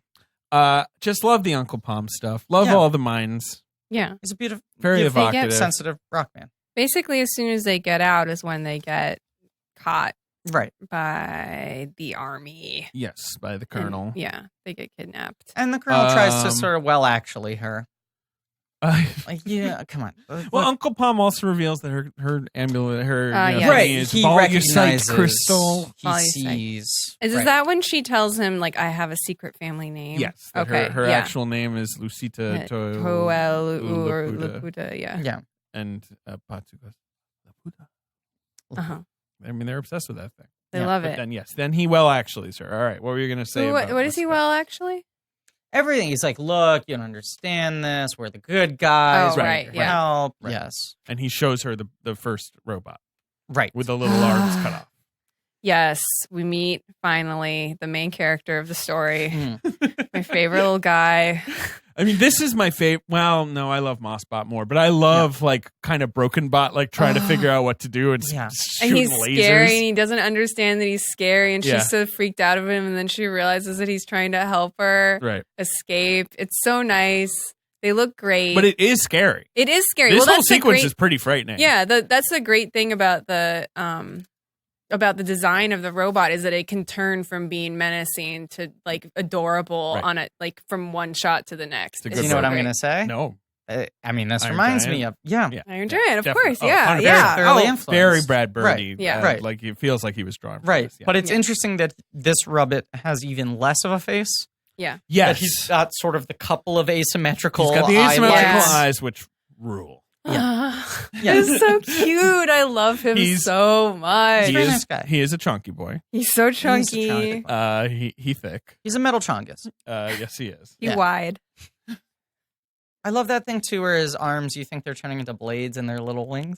Yeah. The little Yeah. wings. He's Little- got those sort of They spines. grow Pink little, wings. yeah, Yeah. webbing in the, Yeah. between them. And It's I such love a that cool the design. arms go all the way to his feet. Yeah. Like that an underrated design decision to He's make got him look monkey kind of arms. cute. Yeah, right. Right. Like sort of lanky, weird arms. Yeah. Have you guys Here he is. seen? Oh, what a good Oh, guy. he's so good looking. Have you guys seen? It's not the last Takashi Miike film because it was like 2 years ago, and he's probably made 5 more in the meantime. He just made one in the you saying that sentence. The one about the like immortal guy who can like he keeps like I mean, fusing himself back together after every time he gets hit. Like what was it called? Blade of the Immortal. That's what No. it's called. Oh, I actually no, but I actually want to watch that one. It's I feel pretty like good. It's that's pretty the last great. one that made it overseas, and Yeah. he's got scars everywhere, Yeah, right? Because yeah. he's always just putting himself back Because together. he drank a potion that has worms in it that pulls your body back together, like it mends your body. And I saw it in a can, and I saw Sounds so good. and I saw it was like a midnight show or something of it, and I swear to God, like there's the most amazing cut in it, and then I realized like maybe it was taken from Castle in the Sky, where his hand is severed and it's like lying over there and he's on the ground, and then it's the first time you see the thing happen and you see the little worms come out and then go, and the audience lost it. Wow. They Sounds all good. just screamed. It was Sounds so great. fun. But yeah, that's totally what happens to our robot friend. He pulls the little wires in his arm can find each other and pull themselves back together. He's just the best. Like pretty cool. let's give him credit. yeah. Well, let's give him. Yeah. Credit. He's cool. I think we're standing a legend. Yeah, right? yeah, I think we absolutely. properly stand this legend. He goes beat bomb. He just always looks like he's going like, Yeah. you know, David's like I'm trying to like widen one he's eye. closing one eye and tilting his head. He's got kind of like Yeah. Yeah. like he's looking at you askance. Yeah. Right. Well, he's also got that Godzilla energy where it's like you don't really believe him as being like evil, but as soon as he's provoked, then he just burns everything. Right. He Right. atomic breaths everything to shit, and So then you're like, he's just "Why are you doing So this? I love you." powerful. He's got so much destructive force within him. Yeah, Yeah. and she has to like throw her body over his face so that he won't shoot Right, anything. because he won't shoot her. Yeah, because she's like bound to her because she's this ancestor. She's royalty. Yeah. And it's such a good escape sequence. It's so exciting. They like the whole fort that they're in is burning because the robot is just tearing it to shreds. And Right. then Pazu and the pirates come and rescue her, and it's very daring and wonderful. I love the Colonel trying to buy off Pazu though. When he's Oh, like, right, with like the 3 coins. right. He's like, come on, kid, take the coins, leave. He's got a somewhat patronizing view of life in the mines, I think. Where Yeah. He's like, this is all you need. Yeah, this will Right. tide you over, right? Mhm. Right. You don't care about other people. You care about money, right? And then he threatens to kill him, doesn't he? Yeah. Yeah. But now we get Tamama and her large adult sky pirates. Yes. Yeah. Mm-hmm. Which is like when this movie clicks into like a whole other gear for me. The 'Cause I- best gear for me. Right. He comes home and then they're waiting there for him. And that's when right. the ham meeting happens also. Yeah. Yeah. Yes. They got a ham. They go ham. But I love this thing that's not like, oh, secretly we were the good guys. Right. It's just like, no, we're just not the bad guys. Yeah. We're still kind of scumbums. We just want treasure. We just want treasure. Of course. Right. Who doesn't? We're going to like take pirates, advantage of too. shit. That's We're their pirates. job. They are pirates. But we're not the villains here. Right. They're, as you say, they're sort of maybe chaotic neutral. Yeah. Right. Yeah. Yeah. They have a moral code. They do have a moral code, which would make them chaotic. In my opinion, in the Chaotic alignments, good. I guess they're chaotic good. I think if you're chaotic good, it means that you actively want to do good. You just don't want to do it within the rules. Right. Chaotic yeah. neutral is more like, you know what? I'm out for me and like I'm figuring it out. Yeah. I'm not Yeah. trying to hurt people exactly, but like I'm kind of just in it for myself. Yeah. So I think they're probably chaotic good because they have like They certainly become chaotic good. well, It's, right? and they they're loyal to their family Yeah. and yeah. they have like they have an ethics. Yeah. We shall say. And they're like, we're going to protect this girl. She needs protection, but also this is a really clear pathway for us to not have to peel potatoes Yes. anymore. Which I love. That their priority is just like, this is going to be incredible. No more potato peeling. Yeah, chaotic good, you really just need to follow your conscience, I guess. Like Yeah. that's sort of the core Yeah. thing. Yeah. Right. Yeah. So yeah, I think Like that Han qualifies. Solo is your classic. Yes. Right. Starts out chaotic neutral, becomes chaotic. Right. Yeah. Yeah. Um, Yeah, they well yeah, and she scolds him. Dola scolds Pazza because she's like, "Why did you leave her alone?" Like, so it's like very like there is a way to behave according to her. Right. Oh, that he can and violate. also that she recognizes, like, I get this. I was a young girl. I Yeah. remember what it was like. Yeah. And tries to tell her sons, like, I understand her. Just trust me and listen Yeah. to me. And they're like, wait a second. She's going to turn into mom? Like, They're the only way they understand women is through their mother. Right. But they never get over that. They're like, so how many years left until, like, She becomes mom. yeah. And, like, our mom or? They're just fascinated. Yeah. Right. Also, I mean, like he's a mean Richie, and you got to take down the mean Richie. Oh, yeah, right. absolutely. That's important. Yeah. He's a mean Richie. These are our Right. values. Yeah. Yeah. So yeah. While Sheeta is with the mean Richies, he's with the fun pirates, and then they all go into the sky and go to find.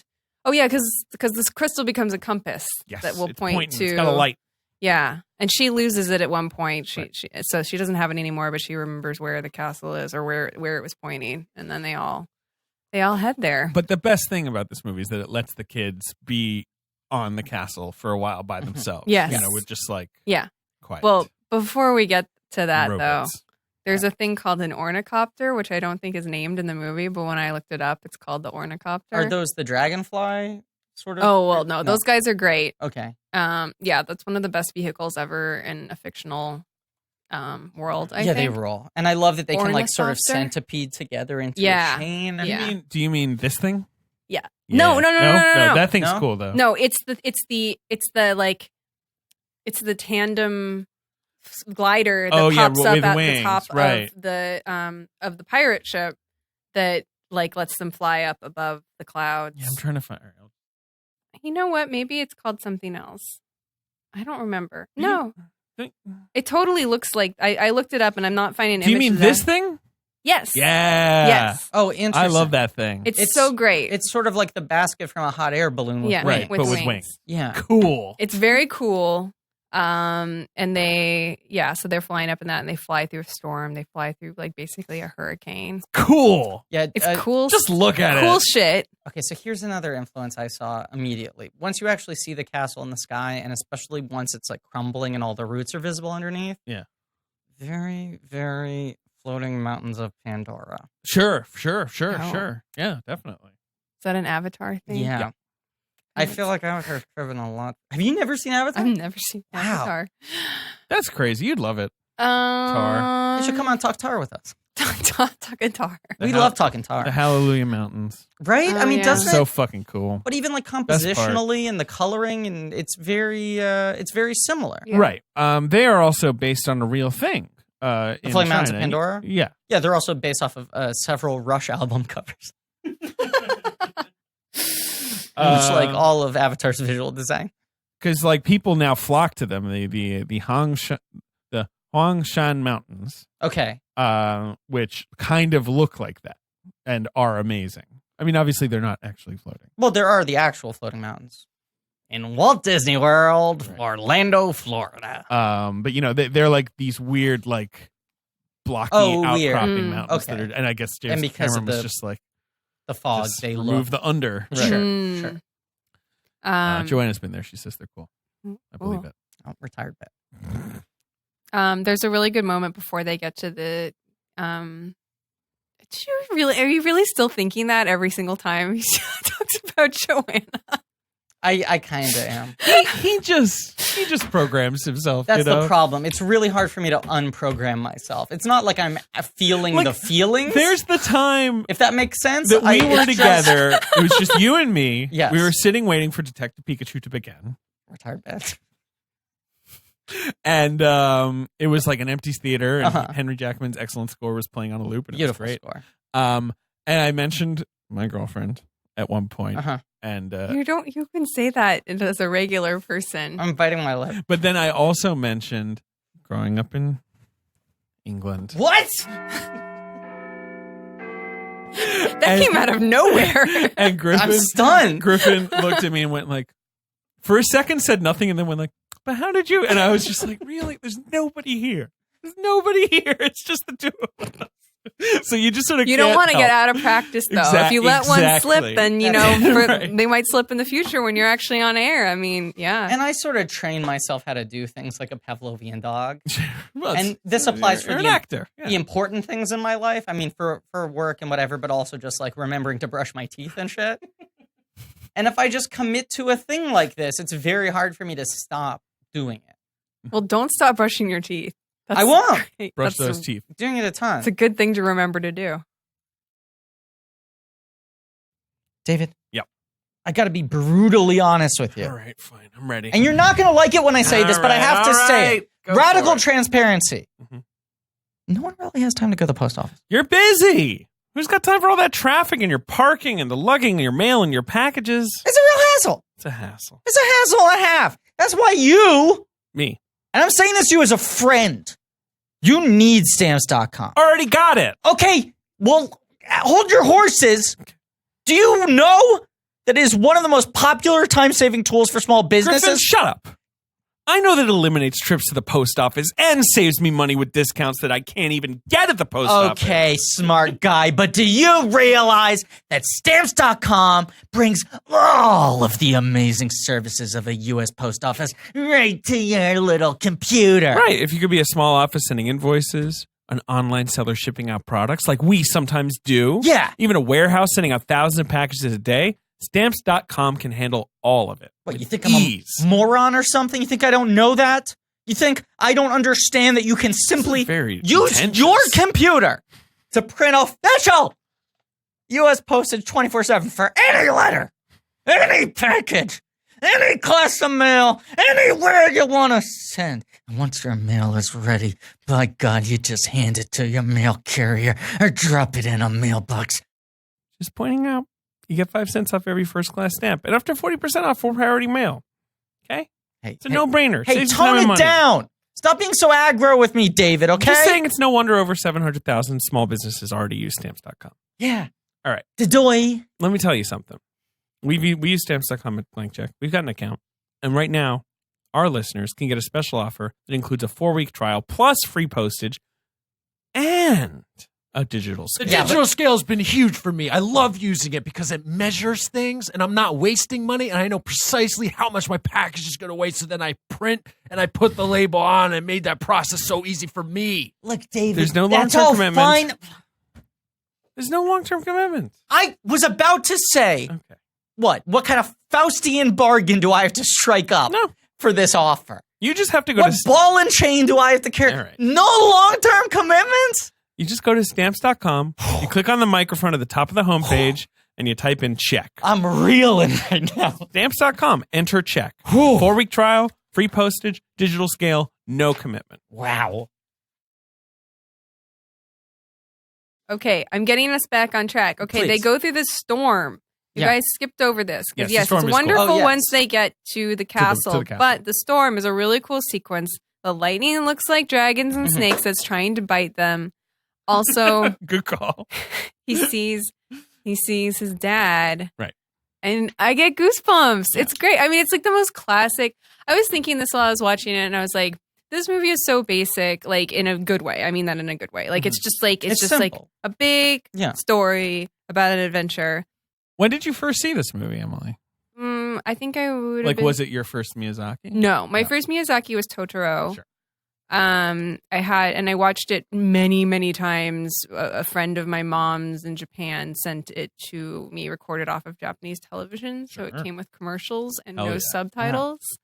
I wore that tape down. And then I'm trying to think what my second one was. This was probably pretty early because I think I saw the trailer for this when they were first going to bring it to the States. Around Mononoke time. Yeah, and I think I must have seen it after Mononoke because I remember seeing this and being like, I want to see that right now. This looks like the best.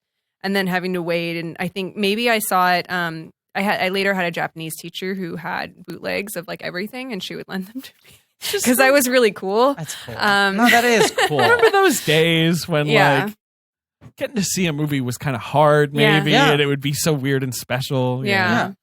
When there were so many things too, where you're like, it might never ever be possible to watch this thing. Yeah, totally. Yeah. Right. But yeah, I think I must have seen it in early high school, like maybe my sophomore year of high school or something like that. Sure. That probably makes sense. But I mean, this is the only one. No, it's not the only. It's the first one I owned on DVD, I think. I got it as soon as it was available on DVD. I remember that was like a thing where I knew the date and I went out to go get it. And so I've just watched it a bunch because I had it. Castle in the Sky.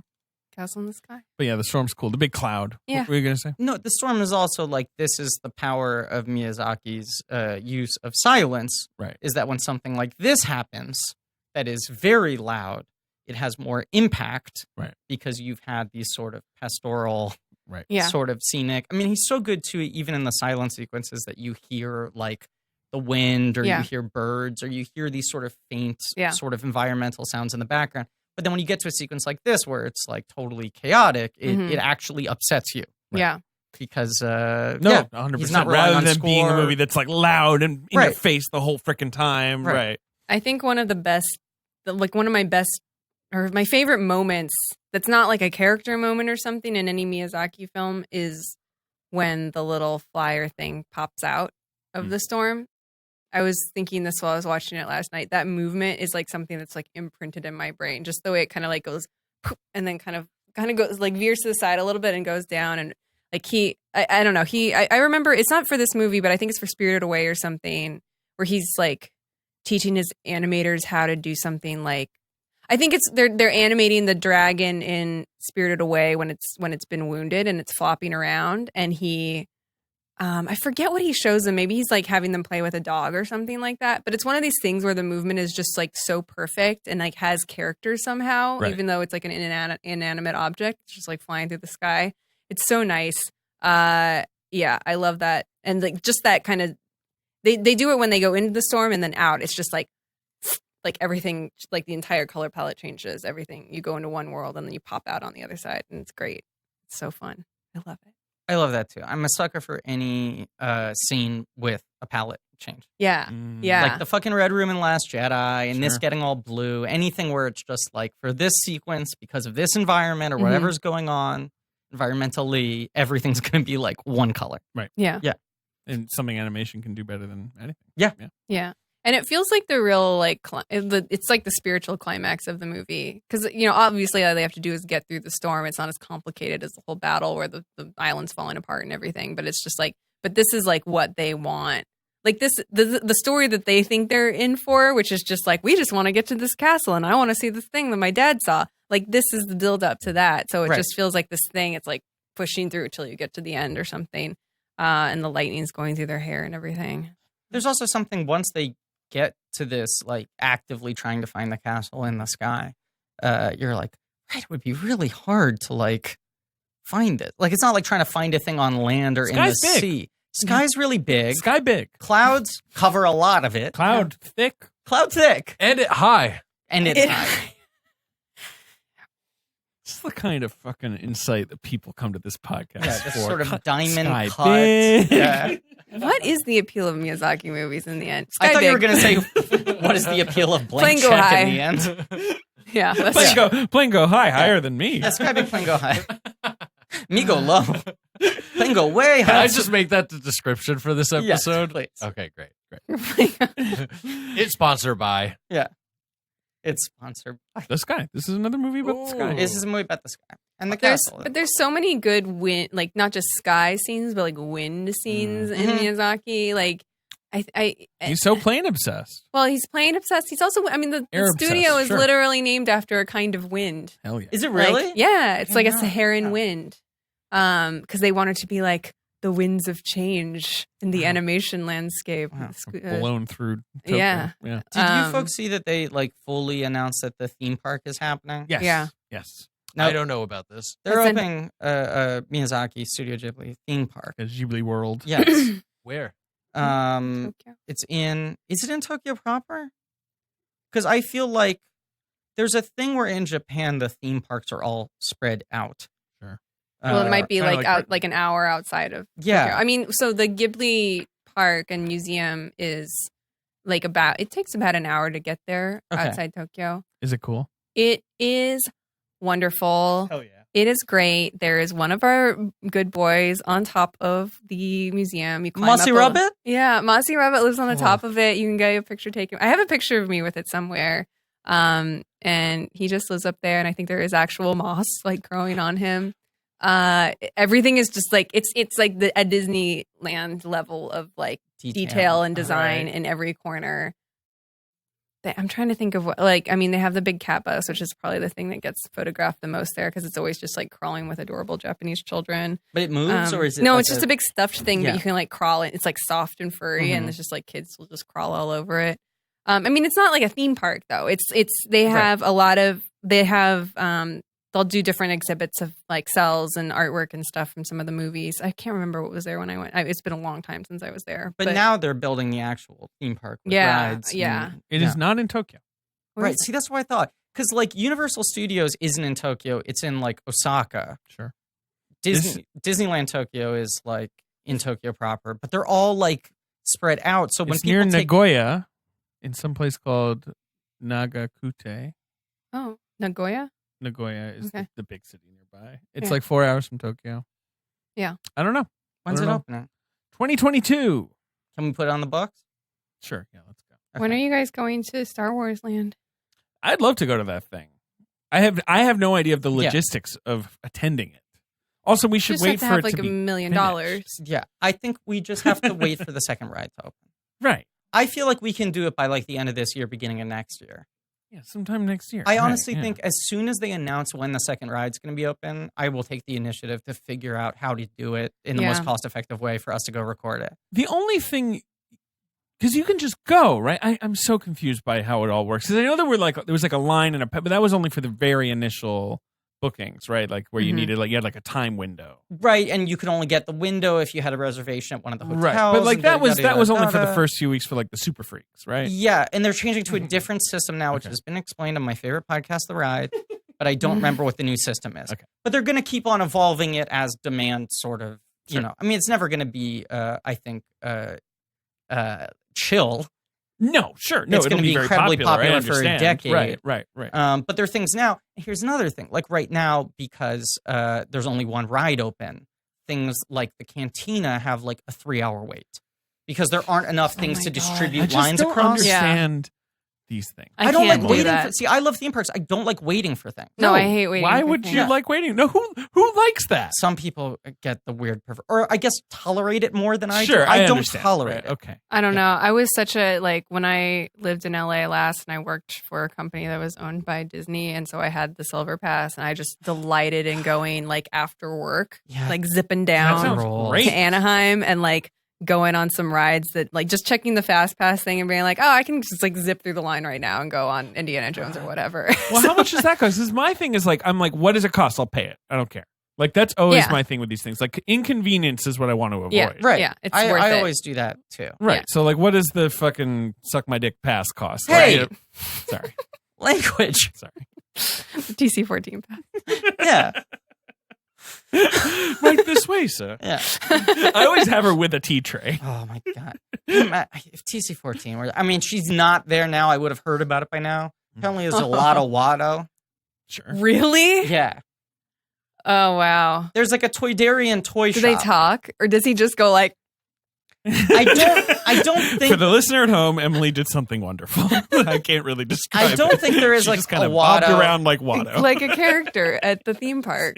I don't think there is like a Watto, but I think there's a lot of There are like Toydarians. touches of He just Watto. goes. Right. Emily's making a haggle motion. There's a toy shop which is owned by a Toydarian relative of Watto. Sure. And I think there are a lot of little like sort Okay, of like okay. nods to Watto around the place. Watto's ghost. Tao. Right. But like that Otao. character, they're Otao. like Otao. they're on vacation. Now the store is just being run by the human employees. There's another store run by a hammerhead alien. Cool. Where there is a fucking animatronic hammerhead alien like sitting in the corner of the Oh shop, my God. making sure you're not stealing shit. Oh, I want to go. I want to go. It's that, like, as someone who has no interest in theme parks, them being like, it looks like it's got like cantinas and shit. I'm like, yes. Yeah. What costs? And like the bathrooms are themed. Sure. Of course. Love it. Like when you read about like the food shit, it sounds unbelievable. Right. Like Blue how much milk. thought they put into it. Yeah. Which, the blue milk is not a dairy product. It better be soy or almond or something. I've heard it's Oat very milk? surprising. Taste. Oat milk? I've heard it's very Is surprising. that an oaty milk? Is it bananas? I don't know. Because Emily, you don't like dairy. I don't. But So if I could maybe have that the blue milk. well, yeah. I mean, it's actually a little bit there. I actually at this point know all the things that I can eat in Disney parks. But like the Star Wars menu is like there's like a lot of like sort of vegan gluten-free options. Better be, yeah. Right. We're in space. Yeah. Like, there's no milk in space. They go to the castle in the sky, and there's cool robots on it. The robots have moss on Yeah. their shoulders. Can we talk about that? And please? those little Thank you. fox creatures, what are they called? Oh, they're fucking cool. Is They're what like they are. the same from Nausicaa too, yeah? Aren't they the same? yellow as or foxes? very, very similar to the little guy that she has in. Yes. Yeah. They're little Pokemon types. Mhm. They're so cute. They look kind of like Eevees. Yeah, Yeah. they are little Eevees, Mhm. stripey Eevees. They are, according to the Miyazaki wiki, the same. Yeah. Wow. They are the same as Teto, who's the fox in Yeah. Nausicaa. I do like that there's like a bestiary, a Miyazaki bestiary that carries over from different. well, Oh, they're fucking so guys. good looking. Yeah, they're very Aw. handsome. They got little like emerald eyes. They are very Pokemon, though, Yeah, right? Like totally. pre-Pokemon. Like, it looks like a little Eevee. Yeah. Totally. Yeah. Yeah, because there's those guys and the like Soot sprites show up in a couple different movies. There's like there's some carryover. Sure. But yeah, that part is like the best. It is kind of the best part of the movie. Them Yeah. getting there. It's just so quiet. There's another Beautiful. another thing in this article I read where it's like some journalist was like, I guess a Japanese journalist, like when the film came out, was like, why didn't they kiss when they landed on the castle? And he's like, I think his response was, Hollywood has poisoned your mind. I mean, he says that when he's like ordering breakfast, to be fair. But yeah, I mean, but I do like, I think it's nice that it's not a non-romantic relationship, but it's like a kid's romantic Right, relationship. kids' It's like when romantic. you have a Young. boyfriend when Yeah. you're Yeah. in Yeah. elementary school or whatever. Yes. And like when they hit that beat, they just laugh. And it's the most joyous thing in the world. Like they're just really happy to be there. They love that you can see the sky from the castle in the sky. Yeah. Right. As he was so excited, he said, "Look, the sky!" Right. Yeah. He's like, I've had a lot of sky the last couple days. That's not the main draw here for me. But they wander around. Mhm. They see They that meet like bots. they're still scared of the robots, I guess, and then they realize like, oh, here, like all they do is garden. They're gardening bots. They just maintain the landscape. Oh, and, that beautiful thing where they think he's going to throw out the ship, and Right. instead yeah, checking he's to make fixing sure. it. Yeah. Oh, yeah. He's The eggs yeah. someday. He's making sure the eggs aren't hurt. Ah, It's the only kind of egg I like. an unhurt egg. Yeah. Yeah, right. Your opinion on eggs is never hurt them. Never Yeah. hurt them. Yeah. That's them that's intact. why. Yeah. They're just a kind robot. Like And I then- love golems of any Yes. in any form. And he basically. goes beep boom, and then she's like, "I think he wants us to follow." I'm like, "Yes, of course." That's what that means. And just that fantasy when you're a kid of like, what if I found a place that was only for kids Yeah. or whatever, and we got to explore it ourselves. It's Atlantis, though, too, right? Sure, I mean, that's the it's obvious. any lost, Yeah. right? Sort Guys, of the ancient water kingdom. city. I'm I got so glad excited about. you said the word Atlantis. You know what other movie I was into about the time that I was into this Atlantis, movie? the Lost Empire. Fuck yeah! Good movie. Which I think they openly acknowledge. Yes. Yeah, was oh, no, very no, no. influenced They by were- it. Much like what was it? What's Nadia Great Mouse the Blue- Detective is openly inspired by the Castle of Cagliostro. Yeah. Oh yeah. But yes, this one. It was also Atlantis was also inspired by I think a kind of semi-contemporary movie with this, which was a Hideaki Anno film, Nadia: The Secret of the Blue Water, Ooh, which is sounds good. Yeah, I think the last thing that he did before Evangelion. That's like an early '90s anime. Right? Mhm. Yeah, right. Okay. Yeah, I thought you were going to say Atlantis was influenced by Atlantis being real. Oh boy. Oh, is this cool. one of your bet causes? Oh, cool. Plato has a What? writing. There's a real Plato passage you can read Oh, I've read about it. him visiting Atlantis. I did an independent research project on Atlantis when I was 12. We're like the biggest Atlanteans Atlantis here. super fans in I the read world. that. Atlantis It's like boys. it's Y'all- like Plato having a dialogue about Atlantis. y'all fuck with Mu, Lost Continent of Mu. No, I have gone down like a Wikipedia hole about the lost. Tell me about continent of Mu. All right. Mu is like Japanese Atlantis. Right. What? I feel like so many cultures have that myth of the lost world. Cagliostro Right. kind of has the Atlantis thing too. It's like the Roman It city. does. Yeah, It yeah, does have the that's crazy right. Roman city at the Right. Mm-hmm. end. The land of Mu. Is it a water? Is it a water city?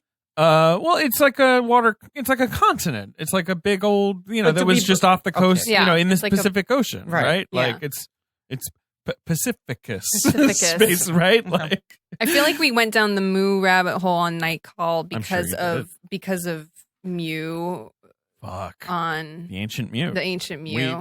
We stand. Yeah, we stand the ancient Mu. Have you seen that fucking interview where Bill Nye keeps saying the ancient Mu in like reverential He tone? loves it.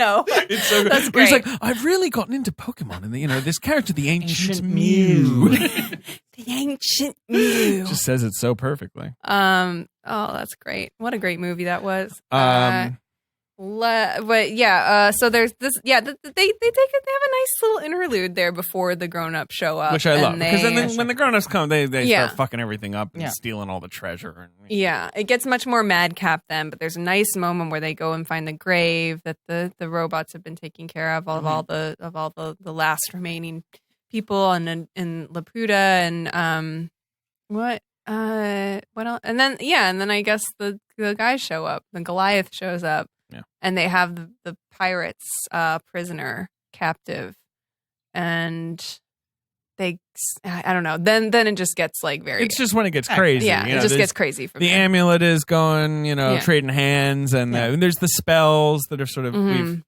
we've sort of forgotten Yeah. to mention. But anytime she says Right. one of these sort of like old nursery rhymes, she remembers Yeah. something fucking crazy Got happened. good Yeah. spells and she's got bad spells. She's got a bad Yeah. spell. Spell She has to destruction, learn the bad FYI. spells to make the good spells stronger, Right. which is good. Which is kind of nice, Uh, and that way the bad spells are set up as a sort of like don't cross the streams thing. Right, Of like right, she knows how to do it, but it's but they've no said good. the whole movie that Yeah. it's not an option. Yeah. Right. Yeah. They walk through some walls. So the thing about the castle is that the city in the sky is that it's like very technologically advanced, and they you can be indoors and it looks like you're outdoors. There's a thing where they have all the little outlines of windows, but they're inside and it's all jungly and stuff. It's so Right. cool. It's like a biodome. It's a biodome. Paul And Shore is there. there are all these doors that they can just say spells at and open them, and it's very cool. Very D&D. and very D&D. Yeah. Love it. But they're Muska's trying to find the big crystal that when the jewel's out. Ben's jewelin'. But Muska's Muska's trying looking to for find that jewel. Well, he's trying to find he needs a crystal to power his jewel. Yeah. Yeah, what if that was his ultimate? It's like, it doesn't get to me quick enough. What if, Honestly, then it check out. I'm like, He does okay, look like I get it. Yeah. what if we A made jewel lord. Jewel. what if we added to the blank check Pictures slate an animated adventure about Ben looking for a jewel. Looking for a pod. Looking for a jewel that will power his jewel. Like he Right. wants a better vape, and he has to like go jewel. right. Sounds I good. love it. Sounds like one of those like direct-to-video DuckTales movies I that I just watched a wanna lot make of when I was The a kid. crystal of the vape. Like Yeah, I right. swim in jewel pods, right? I have like a big tank. Oh, of so you're jewel like Scrooge pods. McDuck? Yeah, but I Okay. need to get like a crystal or like a diamond jewel pod. I just want to make sure that we have a Ben movie that is accessible for children. You know, because we're gonna have some Right. harder-edged, R-rated Ben Right. films. That parents are going to have to explain to their kids, like, I know it's Ben, you love Ben, but you can't see this one yet. This is Todd Phillips Ben. This is an out of continuity, twisted Ben movie. Yeah. You can watch the one about the jewel pods. The jewel pods. Jewel pods. Oh, one thing that happens is that Pazu has to rescue the pirates, and so he like finds a way, and the castle's like crumbling every single time they try to walk anywhere in it. And he's like crawling his way up a column, and then finds his way under the bricks that are right underneath where Dola is sitting cross-legged. And he blows like a grenade in there, and it makes a little poot, and she's like, "Oh, it wasn't me. I didn't fart." And then that's a line. That's Good a line joke. from the movie. Really good joke. But Yeah. then like the brick loosens, and he like gives her the information of like, you know, whatever they have to do to escape, and sets her free. There's that idea. This thing is over. It is You over. know, that's why it's okay to destroy it, because it's like its time has passed. Right, Right. yeah, it's like a yeah. weird floating relic. Right. But I do like that after that he says that he became a man. That was his moment. That was his bar mitzvah. That was his moment. Can I But say yeah, about flying fortresses, I hate heights, and it's very stressful when he is like about to fall. Sure. I feel like throughout the movie, characters' relationship to the heights is like so different than ours. right. Yeah. And it's just It's like, just like, oh, what an annoyance! I'm hanging over like Yeah. 20,000 feet up from the ocean. Yeah, that's so stuck a lot out of to that. me. Like that, our psychology. I'm like, he's going to fall. Yeah. Like even when all the soldiers are falling, like Yeah. I really feel it. yeah. That's another thing that makes this movie just feel so fucking big in a way that's very difficult to do in live action because of expenses, where it's just like anytime they're in or on such a large thing Mhm. and you're aware of how high above the ground they are Mhm. and Mhm. how much they're like empty space there's around them or how Sure. many enemies there are around them or any of those things. Like the scale of the thing is always very Yeah. daunting. Well, when it starts to blow, because she says the magic word, She does. They do it together. They do it together. they do it together, Makes holding it work. hands. Yeah. And it's sort of like it sheds all of this sort of corruptible part, I guess, of Right. of the castle, because obviously there's a civilization that was here and they had the power to like destroy worlds. They do like a test of it to like it has nukes basically, like Right. they can blow up the world with it if they want, which is why the military wants it. But you know, they don't exist anymore. Like something went wrong in that society. Which is the best kind of myth. Like, Yeah. right, that there were like advanced people like Yeah. long ago and something happened to them. Yeah. That's Yeah. what the Atlantis myth is. Like, Right. that's why it went down, right? Yeah, It's like and so they it's did not something. it's not this thing They of like figured out we the must internet. discover it, like something went They wrong, invented but like we should try to bring it. Sorry. sorry. I wish I sorry. could just say Valse and Twitter would disappear. That would be amazing. But yeah, it's not this thing of like, oh, we've got to find this magical place because it's a utopia. It's the Right. best place. It's Right. like, no, it does It's represent just something that doesn't fucking work. nuts that it exists. Yeah, Right, it right, shouldn't right, exist. right. We have to figure this out. Yeah. Not we have to get back there or live there. But Yeah. I mean, you know, Right. obviously the pirates are like, Treasure? it's got jewels. Jewels? It's got jewels. And Muska is like, it's got nukes or whatever. It's got fucking- jewels. Yeah, right. Yeah. He's one of the only characters to die, like you said, Yep. right? Like Yeah. it's rare that a Miyazaki villain just sort of like Well, and he is also royalty. He reveals this Yes, to her, he's her- and that they're like cousins or something like right, uncle, or and whatever. So he wants to go back because he wants to own it and rule it. So it's just that old Miyazaki thing of you can't get too big for your britches. Absolute power corrupts. Absolutely. And and then they destroy it, and they I needed to look this up. I mean, the animation of it falling apart and all the soldiers falling off of it and all those bricks falling down one by one was like famously one of the most painstaking and time consuming feats of animation at the time. Must have been It's crazy. insane. Yeah. God. So that's Animation's cool to weird. watch. I've already talked about this. Just seems very painstaking and annoying to me. Yeah, it's nuts. Yeah. It's bad Yeah. for your body. Right? Like So bad. Doing really- anything over and over and over and over and over again is bad for your body. Yeah. You know what I mean? it basically just ends. Like does after end. that, all the army scurries back onto their thing, and all the rest of them fall into the ocean from a great height. Pirates leave. The pirates leave, but they say goodbye. Yeah. They part ways. They're- Pazu they're and Shido good. go off on their little glider, And they're gonna and go they do something wave, together. Yeah. and the guys are in their bug ship, and it's chained together, and they all wave, and that's it. And the everybody credits, everybody agrees it was a great adventure. Right, but the credits is just like still floating. Yeah. The thingy, you know, the Yeah. tree. Yeah. Because it's just a tree then Yeah. with like the crystal holding it up. Yeah. Fucking cool. Another giant tree also. Yeah. We love giant trees. Very, very good and fun movie. You think so? Yeah. There's Right. no problem with this movie. No, I agree with that. I agree with that too. Yeah. Right. What can you say? I mean, Right. They Yeah. did it. Yeah. They fucking went to the castle. Yeah. the Everyone's good. All the characters are good. Sky they're, pirates. they're great.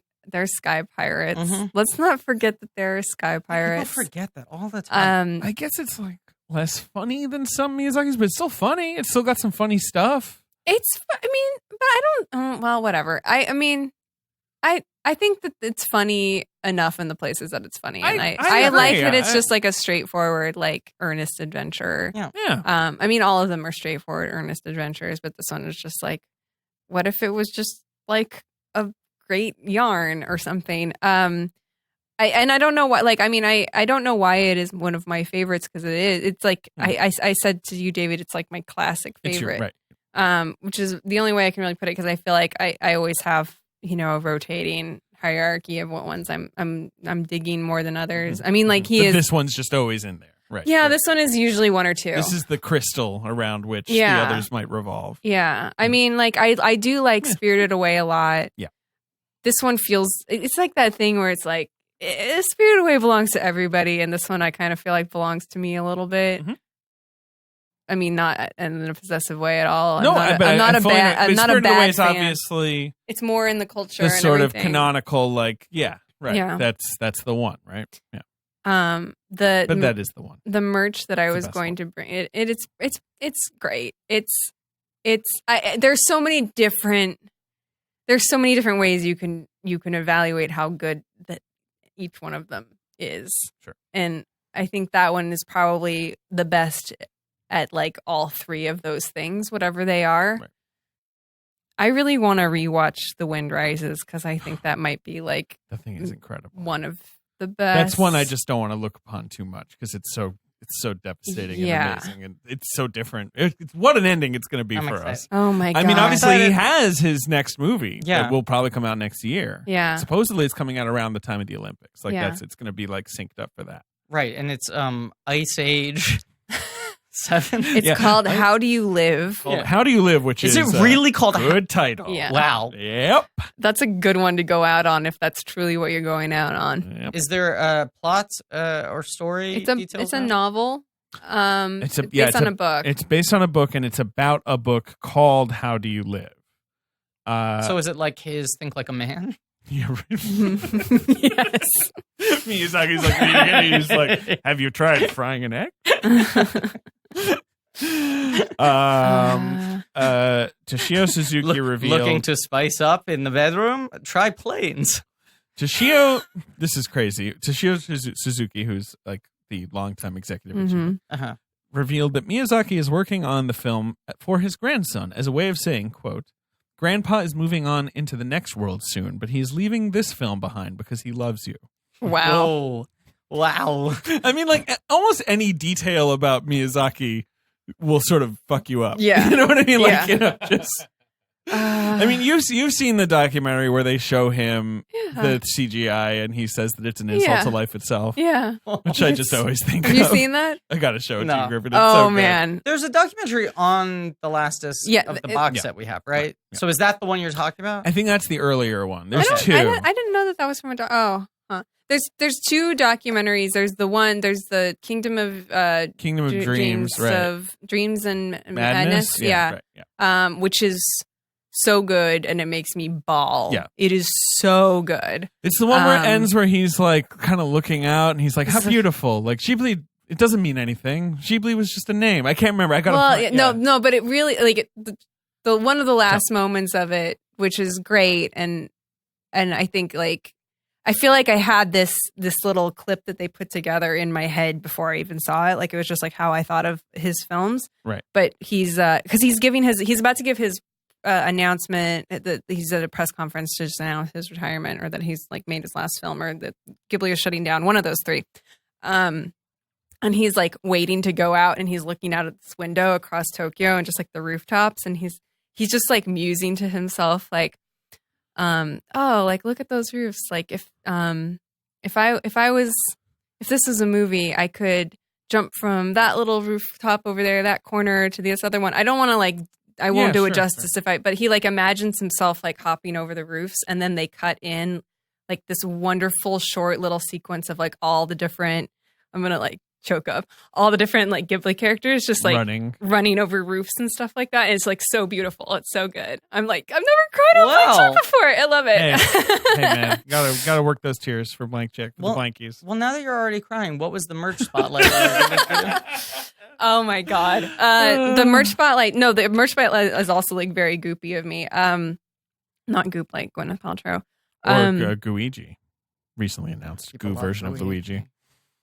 Guigi? The new Luigi game is going to have a character made of goo who looks like Luigi called Guigi, and that's all that I have to tell you about that. I just think it's pretty cool. I just like the idea of goo versions of ourselves. I have to cry some more now.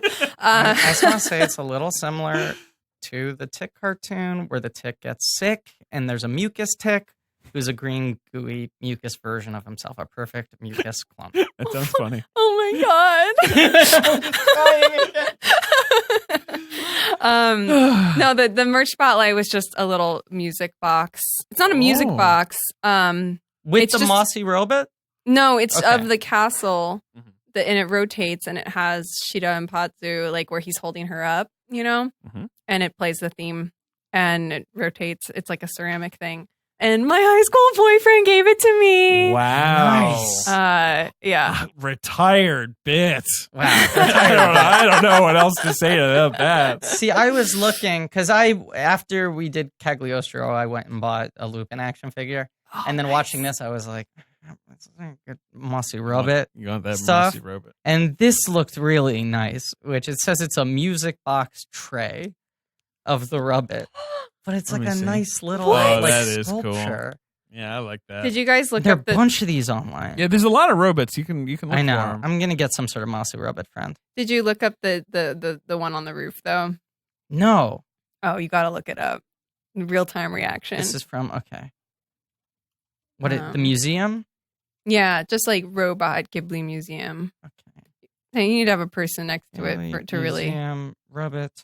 Oh my God. I also want to go to the. Wow, I just got chills. Oh, it's so big. He's really big. He's made of metal. God. Wow, He's a big boy. I want to see that caterpillar thing it only plays at the museum that he made. Oh, it's like a little short film of Boro the Caterpillar. A Yeah, little caterpillar. Yeah. They play all the shorts there. No, it sounds like Blank Check is going to Japan. It's the place that I've always wanted to go. Me too. That my fear of flying has always That's been why I'm the doing biggest. all this research on Boro. how far apart. Look how fucking cool he looks. He looks very cool. Oh, he kind of reminds me of the little guys in Castle in the Sky. You know, there's those funny little like rodent guys that jump into the water. There's some funny creatures. So good at creatures. He's so good with The second documentary is about him making that, where he's basically retired, and he's so obsessive about like the details of the caterpillar's movement. You know, Yeah. And but then also, I mean, there's that Spirited Away special feature where he makes ramen for the whole crew. That's like one of the best things one of the time. great works of cinema. I watched that video where they're probably all so scared. They're like, yeah. Mr. Miyazaki is making lunch today.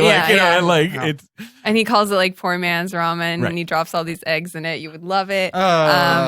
And what else does he put in it? And it's like this big vat, and then everybody is like, we were really like tired and losing hope because we like were up against this deadline, but now we're strong and we can go back to work for another 12 hours. Wow.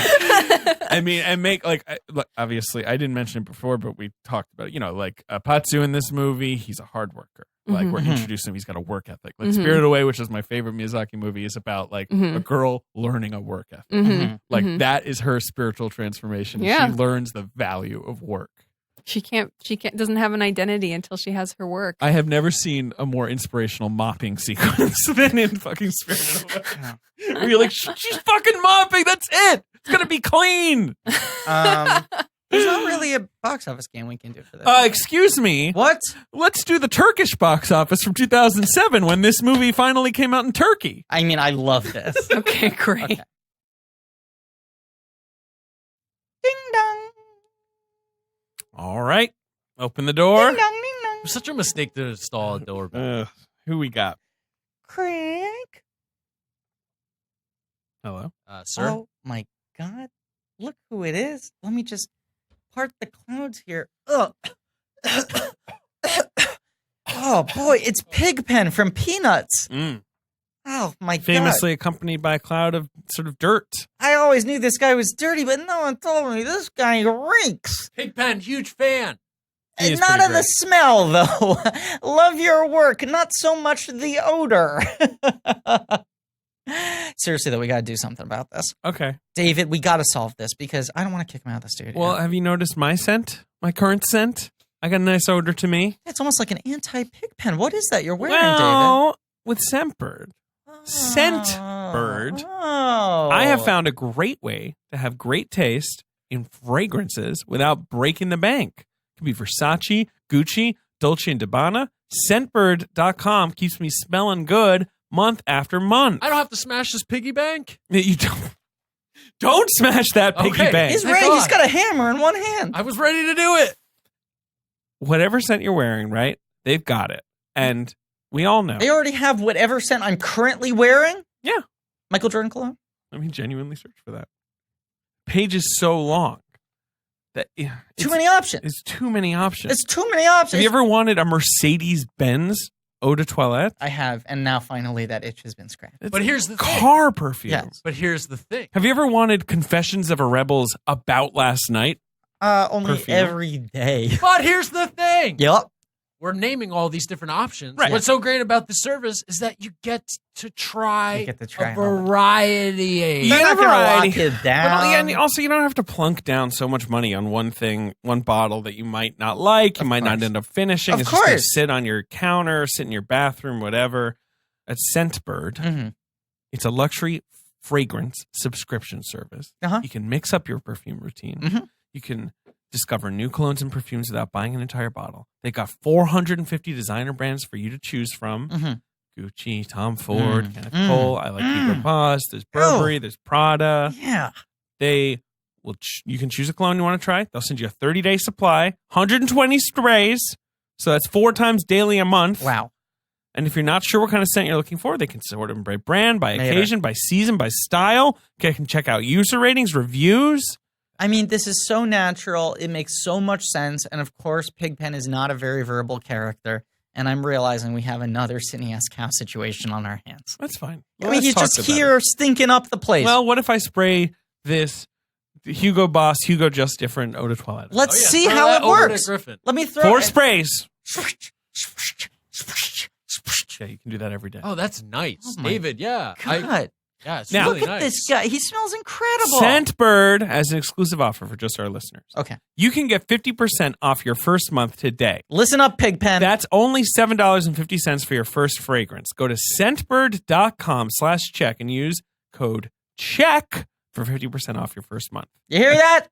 Scentbird.com/check. He can't hear me Yeah. over the dust cloud. SCENTBIRD.com/check for you to try your first cologne or perfume for just $7.50. Sign on and smell amazing. Get out of here. I will say that I have not been rushing you guys along too aggressively because now I feel a sense of competition with Alex Ross Perry. Oh, boy, I knew this was going to happen. Oh, you want the longest See, it's step? going to be this arms race between like JD and you. Like, and no, ARP. let's talk about Booksmart. Like, let's just get into it. What are we at now? We're at 2 hours. Yeah.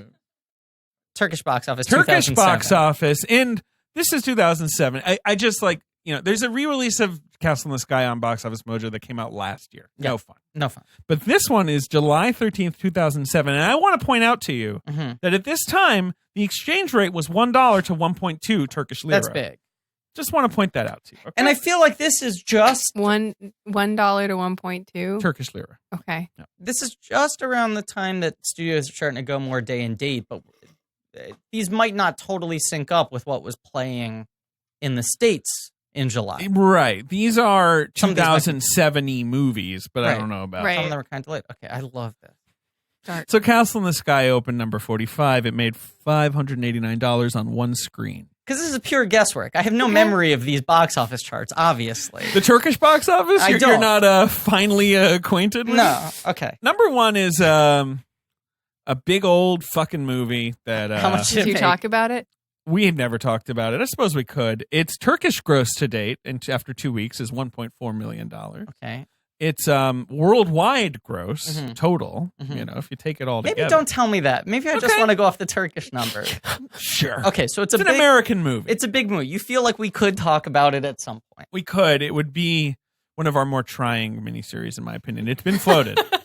It's floated. Is it part of a franchise? It's the beginning of a franchise that now numbers 5 movies and 1 spinoff. Transformers. Michael Bay's Transformers. Have you seen it, Yes. Emily? Saw it in the theaters. With Shia. Saw it with Shia. Did you see Honey Boy at Sundance? I did. That opening shot of this movie that's not out yet, but will come out this year, Uh-huh. where it's Lucas Hedges on the set of Transformers and getting he's in a blown rig and he backwards. gets blown. Yeah. And I was just like, is this movie going to be about the making Transformers? Because I'm all in. And I then mean, it's it not. basically kind of is. It kind though. of is, but Yeah. I wanted. I was like, just do that. Don't. Yeah. I don't care about your childhood. I want a Michael Bay character. I want this to be about Transformers. I want His Megan childhood Fox. was really weird. Having seen Honey Boy, agree. Agree. Yes. The concept of Honey Boy is Shia LaBeouf's childhood was really weird. Yeah. That's right. That's Yeah. about what you can take away from And it. he plays his own weird dad. Yes, he does. What a weird movie. Mm-hmm. It will come out. It will. Do you remember that Vanity think Fair Amazon has cover their Netflix. from this summer that was like a new star has landed, and it was Shia LaBeouf, the next Tom Hanks, and it was Shia LaBeouf in a spacesuit holding a helmet in the middle of the desert. I do. Yes. And it was just like, I remember that. here image. you go. You have no say in the matter. Here's your new Tom Hanks. And He's the captain now. yeah, he was the captain. He was the captain. It is kind of crazy. He was the Eagle Eye now. His run was so strong for a little while there. It's just a little while, but it's a 3 or 4 years of Because then even people being like, I guess they like him because Right. the movies keep doing well, and then it kind of quickly became clear like they never really liked him. well, you know Right. the one He's that just was in kind such a of huge movie that he was you in can- big movies. Yeah. But Yeah. the one that was weird to me was Eagle Eye. Eagle Eye, where it's like nobody wants to watch this shit, and it like grossed $100 million. Yeah, it came out in Right. September, made $100 million, and then I was like, I guess he is the guy. But that's one of those phantom $100 million grossers where Right. you're like, no, if I cornered the director of it, I'd be like, remember Eagle Eye? He'd be like, what? It's a silent Caruso. majority, $100 million grosser. yeah, Exactly. and Disturbia had come out before Transformers. Well, and was Disturbia also- Disturbia is is kind of good. fun. Yeah. yeah. that was Disturbia a is a big good movie. surprise hit. Right. Yeah. But I mean, Disturbia is good because Rear Window Butt X is Yeah. always Always going to be works. pretty good. Yeah. Yeah. It's pretty much the best premise of a movie. You know what movie fucks? Rear Window? Yeah, the best. Rear Window Mhm. is It's a great. very good movie. yeah. I think that's the best Hitchcock, and I'm always surprised that Vertigo has the reputation that I think Rear Window would have. But I think Rear Window once was sort of atop the heap, I and Vertigo guess. became the cool Yeah. choice. Like It Right. became 15 cool. or so It years was ago. more. Yeah. It was more like the film Because kid's Vertigo choice. is twisted. It is twisted. I remember my mom like saying to me when I was a kid, like, it's the scariest movie of all time. Rear Window? Really? Vertigo. Oh, Vertigo? And then when she showed it to me, I was like, well, this isn't what I expected because I had a different concept of scary movies. Yeah. But then when he's like shaking her, and he's Yeah. lost it at the end, she was like, it's so scary. And I was like, I mean, she's right. It's very scary. I had seen Rear Window on DVD on my TV in my bedroom. I understand. And then when I went for my one semester and change of film school, the classic film professor, the film history professor, was going to screen Rear Window. Sure. And he was like, "Have you seen Rear Window before?" And I was like, "Yeah, I've seen it. I watched it on DVD." Yeah. And he was like, "You haven't seen it in a theater?" And I was like, "No." And he's like, "Then you haven't really seen Rear Window." And I was like, "What's this smoke? He's blowed up my ass." But it is one of those movies where I saw it in a theater where he asked everyone in the audience that same question, and like I'd say 90% of the people in the room rose their hands.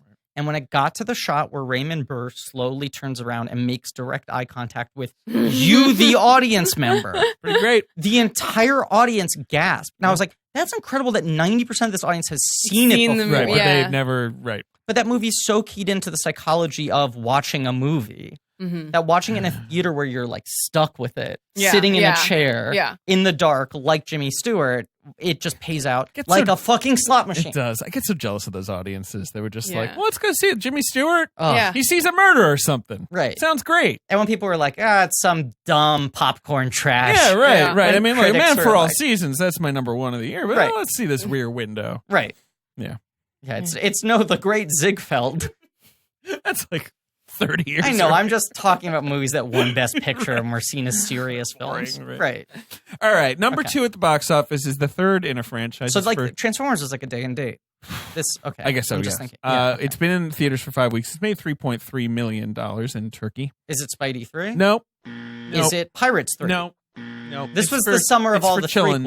prequels. It's Shrek the Third. It's Shrek the Third. This my was God. May 2007 was Spider-Man 3, Sure. Pirates of the Caribbean 3, Shrek 3, and people were like, can the box office handle 3 movies All this these big? threes. I think it's a month. that Three's kind of- Company. That was the headline in the Variety article. Oh my God. I don't know. I think that's a month that kind of ruined Hollywood. Because people were like, one of these movies is going to bomb. Not all 3 of them could do well. And then all 3 of them made $1 billion. And everyone was like, Yeah. Forever? Yes. Shrek the Third I have not seen. That was my last year in college. I did see Spidey 3 and Pirates 3, but I did not see Shrek 3. I kind of half watched Shrek 3 on DVD once, and it is really hard to watch. Sure. I'm sure. Like, haven't really watched unengaging. It's the Dark Phoenix of the Shrek saga. Where you're you're like your eye can't even focus on the image, it sort of you slips really off. kind of like, I'm probably not going to see Dark Phoenix, you guys. you really don't. There's no reason to see that It's too bad, though. I mean, I've seen every single X-Men movie that's come out. I am weirdly faithful to them, even when I know they're going to be terrible. But I mean, like you can watch it on HBO or whatever, right? Like some point, right? I don't know. Like, I like going to the theater and seeing an X-Men. If you like going to the theater and seeing an X-Men, Dark Phoenix will fulfill that very basic promise. See, I'm going to argue you on that point. You think it doesn't even do that? Because I like, the X-Men movies were so fucking very pivotal important for me. Yeah, they're super And, important like, for me. They're really like what got me into comic books and superheroes in general. I wasn't much of a comics reader until I saw the first movie. Right. And so even the shitty ones, I feel some like nostalgia activation. Yeah, of, like, yeah. This is like a franchise that's like carried me through. And I felt fucking nothing save for maybe one sequence watching. The first sequence was the one where I was like, oh, X-Men. Space action sequence where you're like, oh, great. They got powers. Space action sequence, though. I don't know. No, it's like great. And then you in space. Oh, right. Yeah. I am feeling like this is the summer where I might just not see a lot of the big movies. Why would you see these movies? That's my point, is I usually feel some sort of weird, perverse obligation to go see them on. I'm like, what if I just don't see Aladdin? What if I don't see Men in Black? Have you seen Aladdin? I haven't seen either of them. I'm not going to see Aladdin. I'm not going to see The Lion King. I didn't. The only reason I saw Beauty and the Beast is because I had to for work. But like, guess who doesn't have a job now? Hells yeah! Hey, let's high five on that. Yeah, unemployed boys. Yeah. How the tables have turned. I'm very canceled now. I've been canceled. Yeah. Oh, your time was nigh. My time was nigh. Okay. Well, I saw all the films you guys just mentioned, and they're all pretty bad. Yeah. So there you have it. Aladdin is the one I would see of the garbage plate you just mentioned.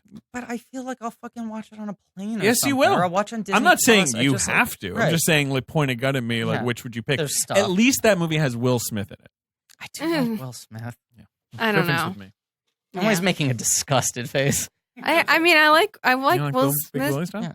Yeah. It is still the millennium. It is still. We got another 900 odd years It's true. of this millennium We are to deal living with. in the millennium. It's true. Number 3 at the box office, a fourth. It's a 4. People complain about sequels now, my I friend, know, but 12 years ago. it's a fourth. But it's been a while. I think it's Shrek been. the Fourth. Yeah, that's right. They did them simultaneoously. They were like, "Who fucking cares?" Do you know what the original title for? Because it's called Shrek Forever After. Wasn't it Shrek Goes Forth? Yeah, which I really like. Because then I wanted Shrek 5 to be Shrek Pleads the Fifth. That was my huge joke at the time. I was dining out on that joke. Huge joke. 2007. How much money were people giving you for that joke? He was dining out on Ritz I would go to crackers. restaurants and then I'd clink my glass and I'd go, "Excuse me," and they'd go, "Sir, your meal is on the house." No one was paying me money, but I was dining out on the joke. Yay. Oh boy. This is the fourth. Okay. I recently read an interview with the guy who plays the villain in this movie, where he was like, Timothy Oliphant, Live Free or Die Hard. it was so good. Did you read that interview? read that interview. It's a great interview. It's the Zoller Seitz interview. No, right? it's 7 Mile. Okay. Yeah. And I've been reading all the Oliphant where he interviews was just recently. Yeah. like, I bought a house, and then Yeah. they canceled Deadwood. And so I was just like to my agent, like, look, whatever's out there. I've Yeah. just bought a house. And they were like, you want to be Die Hard guy? And he's like, yeah, whatever. I'll I be need to Die work. Hard guy. Right. And then he talks about, like, I did the bald video game movie, which he makes Hitman. Right. And he was like, look, it's a bad movie. I didn't like making it, but I learned a lot about, like, being a star and, like, you Right. have to carry this fucking thing. You know Yeah. what I mean? Yeah. He's the best. Yeah, I love that when he talks about these things, it sounds like he can't remember the titles of them. Like he just remembers like the experience. Yeah. But the other thing is, he said he's like, I have no like sort of pretension of being too good for movies like that. No, right. And I have no desire to need to be the like sexy leading man. I love playing villain roles. I love being in big things. He's like, those two, I didn't figure them out. He's like, I didn't come up with anything interesting for Die Hard. He's like, I admit I look at that, it's really fucking boring. That's not an interesting performance. He's good in Scream too. He's a great villain in that. Yeah, but that's like a real. No, I know. Yeah, I'm right. just thinking of Oliphant. What do you think of Oliphant? My Perfect Cyclops. I don't Just to know. go I back to haven't X-Men. watched any of the shows. You'd love the he's in. shows. Yeah. You'd love the shows. I mean, I'm told. I've been Emily, told. you should. Wait, I've been nobody's rewatching- ever told me to watch Deadwood. Weird. No. I'm not talking. I mean, you should watch Justified? Deadwood. It's a good show. Justified. No, I'm no, rewatching yeah, no. People Justified. told me to watch Justified Because too. after I saw Booksmart, I was so hyped up about Caitlin Dever. She's on Right. Justified too? Yeah, man. Oh. And like that was where I first saw her in She something. rules. And so I was like, Joanna, we're watching Justified because she'd Yeah. never seen it. Mhm. And like we're gonna get to Caitlin Dever in season 2. Is Like, Jeremy Davies on it too? Yeah. Oh, I gotta watch it. it's so good. You know what Oliphant performance would have gotten a Griffey nomination? What? Would have made the 5 Made the fun. Tough to make the fun. supporting actor. Timothy Oliphant, Girl Next Door. Oh yeah, he's great. That's an incredible performance. Yeah, he's so good in that. Okay, number 3 at the box office. So that's number 3. Live Oh, Free or 4. Die Hard. Number 4 is a Was it released there as, because I know in a lot of foreign countries it was released under the title Die Hard 4.0. Oh, you know what? It doesn't specify that on Box Office Mojo, Okay. It might have but been it may have 4.0. been. Because Live Free or Die Hard is not a good title That's anyway, but it's a very American reference Mhm. to the state motto of New Hampshire. Yep. A state in which that film does not take place. But as we all know, Live Free or Die Hard was actually based on a script that was just called ww3.com. Yep. Because that's how they made Die Hard movies. Someone just wrote a movie about cyber terrorism or And same whatever, and they thing were with- like, John McClane's in this. With Yeah. A Vengeance was a script called Simon Says, and they were like, I don't buy that, make it a Die Hard. Because that's the magic of Die Right. Hard. That Die Hard was such a thing that people would be like, it's Die Hard, but this, and then Yeah. they would just Make be it a a Die Die Hard. Hard movie. Wait a second, as for Deadline, Die Hard 6 announced adapted from Night Eggs by Ben Huss. He's not looking at anything on this phone. There's nothing on his phone right now. I just want to clarify that. I mean, come on. I was trying to. It's a little theater. I was doing there. Number 4 at the box office is another sequel. It's a second. This game. It's a second. This game. This is a particularly dire. This is really rough. 2007 is, even though there are a lot of good This movies. was Why don't we truly- figure out something else that we can do for box office? We're almost We're done. almost done. We're almost done. You want to She do wants something to hit else? the time. What? You want to hit that run time. Hey, you're nowhere near. Yeah. Emily's just like, so yeah, what's up with you guys? Favorite sandwiches? Yeah. Number 5 is another sequel. Number 4 is a sequel Number 4. that there's never been a third movie, but much like you were talking about Shrek, has a fun naming convention that I'd love to see them just keep going. Oh man, The naming convention is so good. Think like a man, too. Good call, but Also. no. yeah. Also, You think like a man as well. but also think like a man. It's a movie about zombs. Zombs. It's more about zombs. Zombs. ZOMBZ. Have a good naming convention. Hell yeah. There's only 2 of them. They never made a third. They talked about making a third. This is only they only made 2 of them. They only made 2 of them. They're I by know, different directors. Yeah, I know what it is. What is it? It's oh no, I was almost gonna say my brain's broken now. I was gonna say it was the day after tomorrow. But it's that not. idea. Oh, it's So 28 weeks later. 28 weeks Yeah, later. 28 I've always weeks wanted later. to see 28 months later, and then 28 28 years later. later. And then hell, if you want to go crazy, like 28 28 centuries. millenniums later. Like it's just such a good idea. That's kind of weird. They never made a third one. They've talked about it. I think this 28 weeks later never made quite enough money. But it was one of those things where I feel like it made the exact same amount of money as 28 Days Later, but 28 Days Later was seen as a surprise. Well, it was a surprise, Right. And which meant that 28 weeks had probably like a bigger budget. Higher and all that. expectations. Yeah. But no, 28 Days Later made 45, 82 worldwide, and 28 Wow. weeks only made 28, Really? 64 worldwide. Anyway, number 5 is a movie called Whisper, directed by Stuart Hendler, starring Josh Holloway, Joel Edgerton, Michael Rooker. You are mistaken because that movie doesn't exist. I'll say this, like movie stars and even people who you would think are below the status of movie stars carry a lot more weight in foreign countries. Sure. Right. Like I remember hearing Michael Barker, Sony Pictures Classics had Okay. talk once. Okay. And he was talking about the Kenneth Branagh whatchamacallit, Sleuth movie, Yes. which Sleuth. bombed so fucking hard. Indeed. And they were like, Branagh and Caine, and Jude Law and Michael Caine. Right. The stars. and they were like, well, like that was a misstep for you, right? And he was like, no, because I did the math and I knew the 5 countries in which Michael Caine has never had a flop. Wow. And he was just like in like Turkey, Bulgaria. or like South Korea. Like he was like, these are 5 countries in which no Michael Caine movie has ever made under this amount of money. And I made it back and it didn't even matter that it didn't make any money in the States. Fair enough. Sleuth. But Sleuth. certain, you know, You're sleuthing it. yeah, I guess Michael Rooker's fusion. Are you sleuthing me? Get the sleuth out of here. Do you remember that poster that was How about a like sleuth? Law, Caine, Yes. Law Branagh, Pinter? Pinter. Yeah. Because Harold Pinter adapted the screenplay. And I remember there not being graphics on the poster. It was No. just the 4 names. Hell yeah. Weird it didn't do well here in, In the Britain, United people States were of like America. treating that movie like it was like the next Sleuth? Avengers movie. Yeah. Sleuth. Sleuth? The original, which is Olivier and Caine, is a lot of Right. fun. Hmm. And then Caine jumped to the senior position. That was the period of time where business was booming for Caine remakes. What else did we have? Oh, Time Alfie. Job, Alfie. Alfie. Alfie. You naughty boy. The weird thing about Alfie. Alfie is that they just remade Alfie. Yeah. So it has the same story structure as this movie about like a 1960s cat. Doesn't Yeah. really work. Does No, not work. at all. He used to. I'll tell you, Jude Law and Alfie. That's how I wanted to look when that movie came out. They were really taking advantage. He was I a wore, handsome. I wore scarves all the time after that movie came out. Right. I was a, Oh, like a scarf, like a long knit scarf. not like a Johnny Depp scarf, but like a winter. He's always wearing like winter scarves, but Yeah. like tied sort of like Yeah. a necktie. like ascotty. Yeah, I did that all the time indoors in high school. Cool. One time someone told me I looked like Jude Law, and I was like, cool, I'm doubling down on this. You got the cheekbones. Whoa, baby. You do. I'll take that. I'll Oh. take that right to the bank because I'm canceled. Emily, thank you for being here. I'm canceled too, guys. Look, I'm happy to stay here for another hour because I too am canceled. Yeah.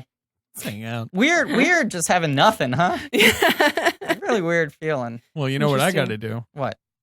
I got to go see Toy Story 4. Motherfucker. See, I was going to that today. I was going to go to it Oh. because I was supposed to do something about it, write something about it, Uh-huh. and they wouldn't let me go. Really? Well, it really does seem to be like a packed house. Interesting, because you know who's I, another person they won't let go? Downtown Griffey. No, Interesting. You're- I told them I'm I going had with- an assignment and Motherfucker! everything. I'm sorry. Yeah. Ben's provoking me. Sorry, finish You your told him story, you had an Emily. assignment. No, yeah, I told them I had an assignment. Told them what outlet was going to be at and everything. And they're like, "We can't help you." And I was like, "Man, I remember the days when I feel like I think we're full, but let's boot out some people who are less important and get you in there." Right. And those days are over now. And So- and so I'm out. You know, however few $100 that piece would be. Wow. It's a rough life They're out not here. screening it one more time. They before- are screening it one more screening it. time, but I'm not going to have enough turnaround time for Yeah. the It's thing next they're doing, Tuesday, so. I think. Yeah. Yeah, I mean, this is all months past by the time, but I've been. Do you want me to bootleg it for you? Mm-hmm. Ben, Mm-hmm. I'll shoot it on my phone. Please get arrested at Toy Story 4 That would be great for the for show. copyright infringement. I worked so hard on that. I'm trying to get in. Yeah. Yeah. Not Fair enough. only to this screening. The amount of people I was like, because sometimes Disney will give random Yeah. people a +1. I was like, you got one? You got one? Yeah. Hey, you got a +1 for my friend Griffin over here? Like, but nobody. Because I'm reviewing it for Film Spotting, Mhm. and they Oh, couldn't really? get me in. Right. No That's one so I know annoying. could get a +1. Right. I hired a publicist and asked her to get me into the premiere. Right. I've not heard from her in months. The premiere was the premiere is yesterday. today. Right, okay. That ship may have sailed. That castle might have skied away. I was just texting TC14 photos from the premiere with frowny emojis. The shit she's got to put up with. Do you know what her background on her phone is? Forky. Mr. Forky. Oh my It's God. Forky. Are you excited for Forky? No, I told you guys before we started recording, I have no fucking clue what this movie is He's a I about. think you Fork! mean It no doesn't- forking clue. I have no forking clue what this movie's about. The trailer is inscrutable to me. I do not understand why it is. I don't understand what I am supposed to care about at this point with vis-a-vis Toy Story and Woody and Buzz and the whole gang who are back, I hear, but The toys are back in town. That is confirmed at this point. I've been avoiding spoilers, but it has been confirmed that the toys are back in town. I just between that and Lion King, I agree with you. I'm out this summer. I'm done. Hobbs and Shaw. Thompson Shaw. Once upon a I'm time also in out on Hollywood. The Rock, yo. Like I don't Yeah, even I like know. I fucking I mean- hate The Rock now. Sorry, everybody, but I think he's a fascist. Your Like, piece on Rampage, I thought, isolated a lot of the problems I've been having with The Rock, and you verbalized it all very well. But Hobbs and Shaw feels like more what I want him to be doing, and him moving away from the stuff that's grossing me out. And Sure. working with Colette Sarah feels like a similar move. I'm Sure. hoping Right. he's moving Yeah, away no, from I'm- being... him working with Colette Sarah feels like a correct move, Right. and He- that's It's encouraging. a good union of needs Yeah. to have real strong. directors and not be the only author Yeah. behind his films because he Right. hires But I mean, fucking this isn't- special effects This supervisors. is a fucking ongoing problem where it's like, I mean, I saw Men in Black International, and that thing doesn't feel like anyone but the studio's movie. Like, Right. I mean, F. Gary Gray is just sort of like a competent guy who can. Right. It's a guy who used to, I mean, make... Yeah, but you know what? Someone pointed out to me that I didn't even realize this is the second time F. Gary Gray is rebooting a Barry Sonnenfeld movie because he Wait. made Be Cool. Yeah. That's crazy. Yeah. Wow. Do you think Barry Sonnenfeld like hates him or something? I don't know. I hope F. Gary Gray does like an Addams Family movie. Right. He should do a fucking Big Trouble remake. Big Trouble 2. I would watch this version of All About Eve. Bigger trouble. Yeah. It's Sonnenfeld and F. Gary Gray at opposite sides of the banquet hall staring Yeah. daggers at each other. Yeah. It is crazy. It feels like fool When me he once. wins his award for Men in Black International. Yeah. That is. Right, exactly. Everyone listen to Night Call. It's good. Night It's a Call! good thing in this world. There's a Night Patreon. Call. If you've made it this far, then please listen to Night Call. Do you have a name for your patrons? I'm a patron. Is there like a fun name for them? No, we Oh, well, I'm a seeker.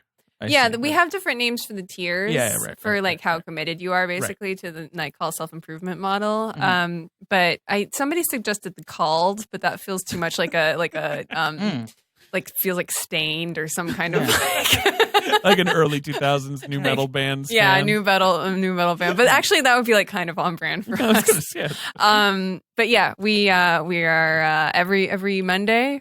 It's me and Molly and Tess Lynch taking calls, talking about weird stuff. Occasionally watching movies like Simone, which is the last movie that we watched for the Andrew Niccol podcast. picture. So you guys should do Andrew Niccol sometime. Why not? Get a cast. Get a- I don't know. Yes. Get a cast, yeah. I believe I didn't hear you. You're talking about Sim 10 NE. Yes. Yes. Simulation 1. Yes. Al Pacino's in that movie. Al Pacino is the star of that movie. Yes, he Winona is. Ryder is also in that movie, Right. playing an actress named Nicola Andrews. Okay.